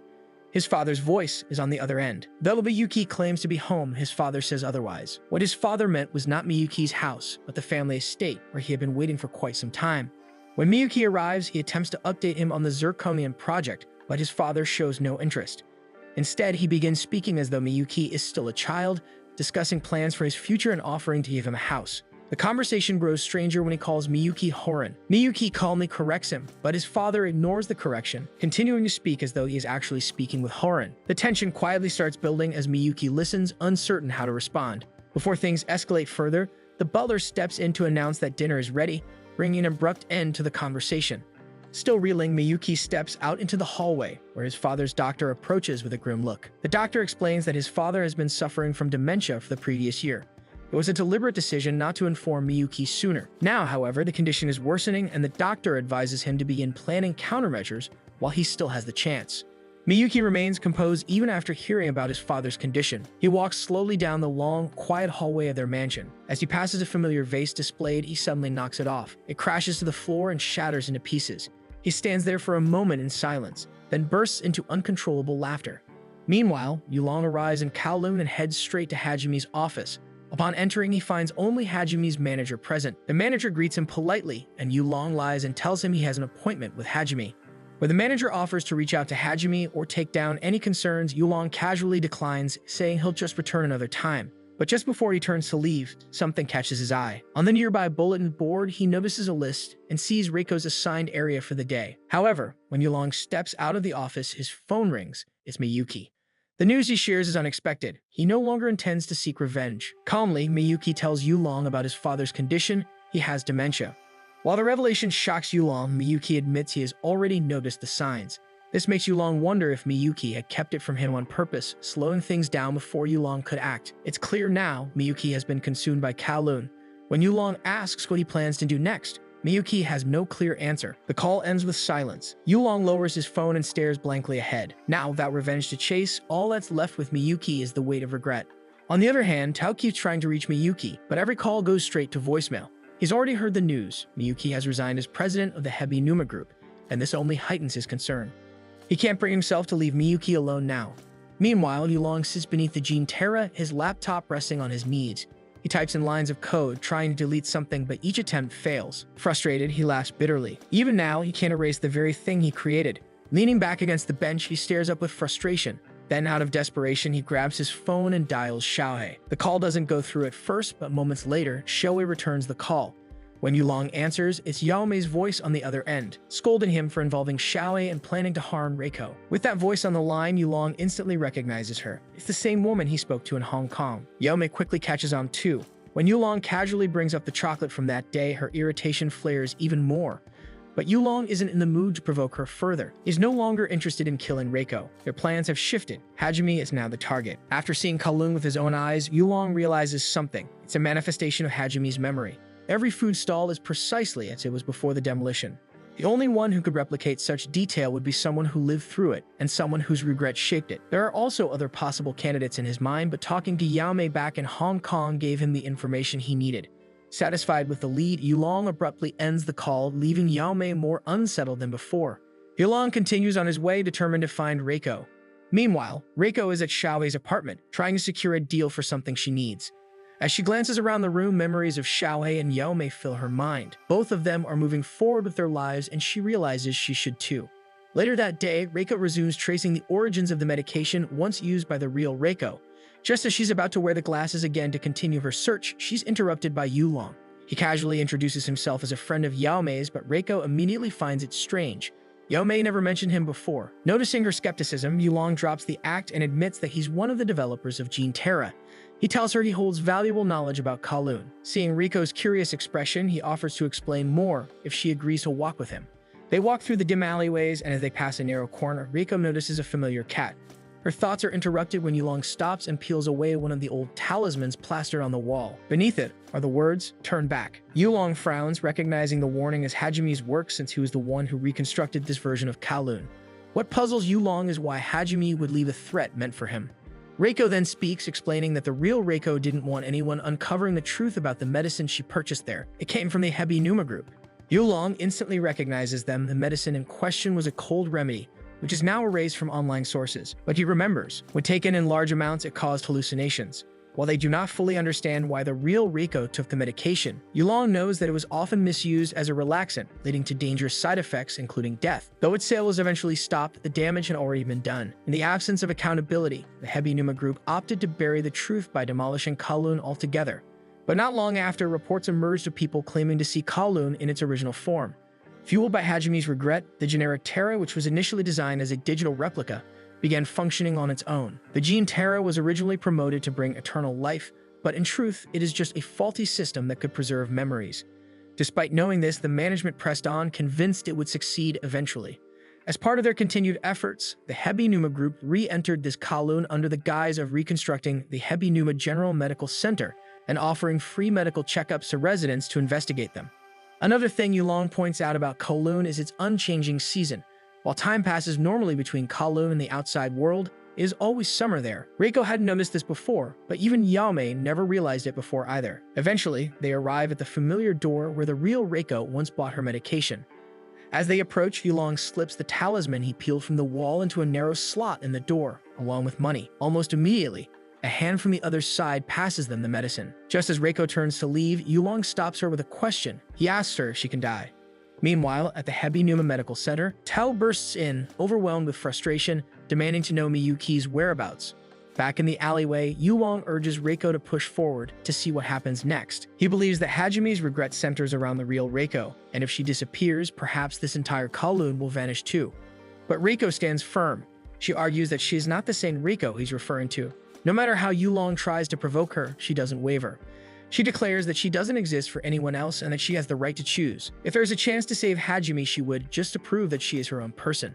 Yulong finds her words bold, but he knows it's still a gamble. Even so, Reiko stands her ground, because the decision is her own and she's certain she won't regret it. That to her is what it means to live. Hearing this, Yulong finally yields, satisfied by her conviction. At that same time, Miyuki steps into Kowloon. Yulong hands Reiko the medication, half convinced she might be right. Maybe even if she dies, this version of Kowloon won't disappear. Still, he intends to find Hajime and leave it to him. If Reiko truly acts on her words, perhaps she can survive. After he leaves, Reiko drops to the ground. For a while, she thinks she would be dead. Meanwhile, Miyuki walks deeper into the familiar streets of Kowloon. A particular alley catches his eye, one he used to walk through with his mother. He follows it, and there it is, Dr. Wong's old clinic. But when he opens the door, it's empty. As he steps back onto the street, Tao arrives, spotting him just in time. At that moment, Miyuki admits the truth. He was born in Kowloon. Tao nods. Somehow, it all makes sense now. But something still feels off. This version of Kowloon doesn't seem like the original. Tao then shares what he knows. It's Hajime's Kowloon, built from his memories. The eye drops produced 3 years ago were recently sold here again. Miyuki looks up at the sky as he shares his story. He was just a child when he was adopted by the Hebinuma family, under the promise that his ill mother would be cured. But that promise was never kept, and she died in the end. Revenge was once his goal, but ever since entering Kowloon eventually faded. Now, in his father's eyes, he is his biological son, which Miyuki finds deeply unfair, having lost so much in the process. For a moment, he admits that he wishes he considered Tao's advice from long ago. Tao sighs, then promises Miyuki that no matter what happens, he will always be by his side. If Miyuki wants to run away, we'll take him far away. With that, Miyuki turns toward him, and for the first time, he takes Tao's hand, accepting the offer. Unbeknownst to them, Yulong watches from a distance, silently observing. Meanwhile, Reiko walks alone through the alleys of Kowloon. She reflects deeply. This world is built from Hajime's memories, yet she alone seems not to be replicated. She wonders what is Hajime's plan for all of this. Finally, Reiko spots Hajime sitting alone on a bench, sweat soaking through his shirt. She approaches him. He says he's there to check on an apartment that reported a leak. But Reiko doesn't waste time. She asks if he plans to stay in this Kowloon forever. He says yes, so Reiko pulls out the pills she bought earlier, still unable to understand his choice. With this, Hajime rises from his seat. He reflects on how the past summers were never like this, how she used to be nothing more than a trace of the real Reiko, yet somehow became something more. He admits he's confused at first, but eventually gives in. This Kowloon, he says, has no beginning or end, just a loop of endless summers. But when she appears, it feels like something is starting and ending. That thought troubles him, but then again, he's always been troubled. Suddenly, the ground shakes. Reiko loses her balance and falls to her knees. But Hajime stays standing, watching everything calmly. Around them, people in Kowloon begin to vanish one by one. The ground in Kowloon shakes as buildings and structures crumble to the ground. Miyuki and Tao are about to escape the chaos when Miyuki suddenly sees his younger self running through the streets with Yulong. At the same time, an old man standing in front of an abandoned store sees a vision of his wife inside. But it quickly fades and the store is empty again, tears falling from his eyes. Tao wonders why the city is copying people's memories. Above them, the generic terrace starts to spark and flicker. Even Miyuki's mother appears in this version of Kowloon. Fearing that things might get worse, Tao tells Miyuki that they must leave now. Meanwhile, Reiko watches everything from a distance. Hajime stands still, unfazed by the collapsing city in front of him. After the commotion and as things start to calm down a bit, Reiko realizes Hajime is no longer in sight, so she starts to panic and runs through the broken streets, searching for him. Roads crack, buildings collapse, and familiar faces around her vanish one after another. Suddenly, the ground beneath her breaks open. Reiko loses her balance and falls into the deep water beneath the ruins of Kowloon. Reiko panics as she tries to breathe, only to realize she's drowning. Just as she starts to lose consciousness, a goldfish swims toward her. It's Success, her goldfish. Slowly, Reiko opens her eyes and recognizes the familiar creature in front of her. Success gently touches her cheek and a golden glow surrounds her. Suddenly, she can breathe and move freely underwater. With new strength, Reiko starts looking for Hajime. On the other hand, Hajime is still playing mahjong with the elders in Kowloon, as calm as ever. One of the old men talks about the lemon chicken he ate yesterday and pretends he was on a date with a young girl, but Hajime knows it was just his granddaughter. He chats with them like always, checking in on their place and asking simple questions. Hajime wants to keep the game going, but soon Mr. Hio disappears without warning. After that, Kin fades away right before their eyes. Now, only the old man from earlier remains. He tells Hajime that they can't keep going like this forever and urges him to end it all.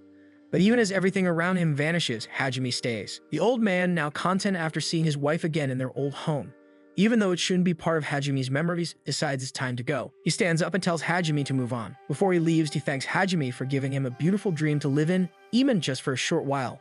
Then he leaves Hajime alone, still calm despite everything falling apart around him. Meanwhile, Reiko continues to follow Success and reaches their office. Inside, her manager is waiting and asks her about Hajime. But before she can answer, he starts to glitch and then vanishes too. Reiko remembers the last time she talked with Hajime, when he admitted he had always felt troubled. Her thoughts also return to Yulong's warning. If she goes through with this, there's a chance neither she nor Hajime will get redemption. She now realizes this chaos is the result of her actions. If nothing changes, everyone in Kowloon, including herself, might disappear completely. Reiko watches as her office and manager disappear, then keeps walking with Success by her side, until Success can no longer continue with her. Reiko wonders aloud if maybe Success has found her absolute self too. She says it as a joke, but Success replies that it's because Reiko gave her a name. Hearing this, Reiko looks back, but Success is no longer there. Now alone, Reiko climbs the stairs toward where Hajime is. At the top, she sees a closed door with words written on it, "Don't open it." But without hesitation, she opens the door and steps inside. Inside, she finds the generic Terra acting like a projector. It's casting an image onto a large screen. Reiko quietly takes a seat and watches. To her surprise, the screen shows the date, August 30th. On the screen, Hajime was talking with the real Reiko. They were discussing the future of Kowloon. She said she loved that summer. It was her ideal one. She explained that she wanted to live an ordinary life, one with no clear beginning or end. Walking through the streets of Kowloon, Hajime wondered where all the shops would go after the demolition. But Reiko only smiled and said this was her ideal summer. She loved how ordinary everything felt. Out of nowhere, Hajime suddenly asked her to marry him. It seems strange, but on an ordinary day at the end of August, Hajime proposed. Reiko just laughed. She said that because he proposed this day, it had now become special. But Hajime insists, saying he thought about how he should have asked Tao for help with a surprise. He didn't even have a ring or go down on one knee, so it was as plain as it could be. Reiko didn't give him an answer right away. Instead, she told him to wait until tomorrow, the last day of August. That night, they went to the Goldfish Tea House where Tao laughed when he heard about the proposal. To remember the moment, Tao took out his camera and snapped a picture of them together. The next day was the last day of August, the 31st. Hajime prepared to visit Reiko's apartment, but she didn't answer the door. After waiting for a while, he decided to use his spare key to enter. Inside, he looked around but couldn't find her at first. Then he saw her on the veranda sitting lifeless. Not long after her death, the demolition of Old Kowloon began. He watched everything fall apart with his own eyes, but all he could do was stand there and stare at the ruins. 1 year later, Hajime returned to the site. He walked through the rubble and made his way back to what was once Reiko's apartment. There, lying untouched among the wreckage, were her glasses. He picked them up gently, filled with regret, and blamed himself for what had happened to her. Just as Hajime was breaking down in tears, the generic terrace seemed to react. Slowly, the ruined Kowloon began to restore itself, returning to how it used to be. Hajime stood in shock as he saw Reiko sleeping peacefully in her bed. Inside the apartment, everything was back in place, just like before. Still overwhelmed, Hajime gently left Reiko's glasses on the table and stepped out. That day felt like he had returned to his old life. He worked with Reiko again in their old real estate office. After work, they walked out together and went to eat, just like the old times. But Hajime noticed something strange about Kowloon. Every time the calendar reached the 31st of August, the date would reset back to July 1st. Now back in the present, Reiko notices Hajime sitting in front of her, also watching the same memories. Without turning around, Hajime asks why she is peeking into his memories. Reiko doesn't answer directly. Instead, she asks how many times he has repeated that same summer. Hajime doesn't know. All he knows is that something feels wrong and he doesn't understand how things ended up like this. At first, Hajime believed he was just dreaming, but after speaking with Mr. Chow from Hong Kong, he realized everything was more complicated than it looked. In this Kowloon, everything was carefully copied to match that exact summer. Only Reiko turned out to be different. Even though the summer stayed the same, Reiko slowly changed over time. After the movie ends, Reiko and Hajime step out of the room. But instead of the hallway, they find themselves in the Goldfish Tea House. They sit down quietly and continue their conversation. Hajime begins to understand why Reiko isn't fully replicated in this version of Kowloon. After she passes, he realizes she was always a mystery to him. If he never truly knew her, then how could this world recreate her completely? Reiko, who wants to understand her past decision, admits she can only discover more about the medication she took. Maybe it's true, one person can never completely understand another. But as she reflects more deeply, the answer becomes clear. She once believed that if she escaped this place, Hajime would realize she is different from the real Reiko. But now she knows that's not the point. The truth is the only person who can say who you truly are is yourself and not anyone else. After their talk, Reiko leads Hajime to meet someone. When they arrive, Reiko wants to go inside with him, but she stops. She knows that only Hajime can save himself now. In the same way, only she can save herself. Reiko wants to leave on her own terms. Even if there's a chance she might disappear, she will not regret it because it is her own decision to do so. At that moment, something clicks in Hajime's mind. He finally understands. The reason why Reiko always felt different, even though she looked exactly like the Reiko he once knew, is because she was never just a copy. She has always been herself from the very beginning. When Reiko turns to leave, Hajime steps through the door. Inside, he sees another version of himself, broken but smiling. In that world, he arrives on time. Reiko never takes the pills. She doesn't need to. The scene makes Hajime pause. He wonders if things could have been different. Would things be any different if he had come sooner, if he had stopped her, or even if he had done nothing at all? No matter the answer, he realizes that regret will always remain. He wants to start over. But even after watching the same summer repeat again and again, he understands one truth. He can't start all over again. So instead, he chooses to forgive himself. After everything he realizes, Hajime drops to his knees, collapsing on the floor as he breaks down in tears. Meanwhile, Reiko walks toward the edge of the city when she suddenly sees a familiar cat, the one from the northern side. She follows it and discovers the real Reiko sitting across from the landlady. The landlady listens quietly before giving advice. The real Reiko talks about wanting to risk everything, unsure if she's ever truly won in life because she depends too much on fate. She feels lost, not knowing what choices should count as victories. Reiko listens silently, then turns and walks away. She heads straight for the border. After a long pause, she steps outside Kowloon for the very first time. Her whole body is now beyond the edge, but she doesn't disappear. Above her, the generic Terra begins to crumble, turning into ashes. The replica of Kowloon fades along with it, revealing the city in its original form, ruined. At that moment, Reiko hears a familiar voice calling from a distance. Yaomei is shouting her name. When Yaomei sees her, she runs and hugs her tightly. It's the first time they've seen each other again. As it turns out, Yulong contacted Yaomei and Xiaohei, telling them to wait outside the border, since they can no longer see Kowloon from their side. Reiko asked about Yaomei's mom, but the zirconia earring she's wearing already tells an answer. For a moment, Yaomei worries about Hajime, since Kowloon has returned to ruins and summer is now over. But then something else catches their attention. Success is outside in her tank, struggling without water. They rush over to save her just in time. From a distance, Tao and Miyuki witness the scene and Yulong silently watches it all unfold as well. 2 years later, Reiko wakes up in her new apartment. Success swims peacefully in her bowl by the window. 2 years have passed since Reiko left Kowloon, and she now has a completely different life. She now works at the front desk of a travel agency, helping people plan their trips abroad. At night, Reiko walks through the streets of a new city. She and Yaomei plan to meet at a restaurant, but Yaomei is running late, so Reiko goes straight to the restaurant alone to wait. The news plays nearby, reporting that the Gene Terra is still missing after 2 years. The Hebinuma group has officially dissolved, and Miyuki hasn't appeared in public since. While waiting, Reiko opens a book to read. Suddenly, Hajime appears in front of her. It's been 2 years since they last saw each other. Hajime looks like he wants to say something, but before he can, their order arrives. He grabs a piece of chicken and Reiko quickly scolds him. It's supposed to be for Yaomei. Still, the two of them begin to bicker, just like they used to. Their teasing fills the air as the night grows darker and the city lights shine quietly around them.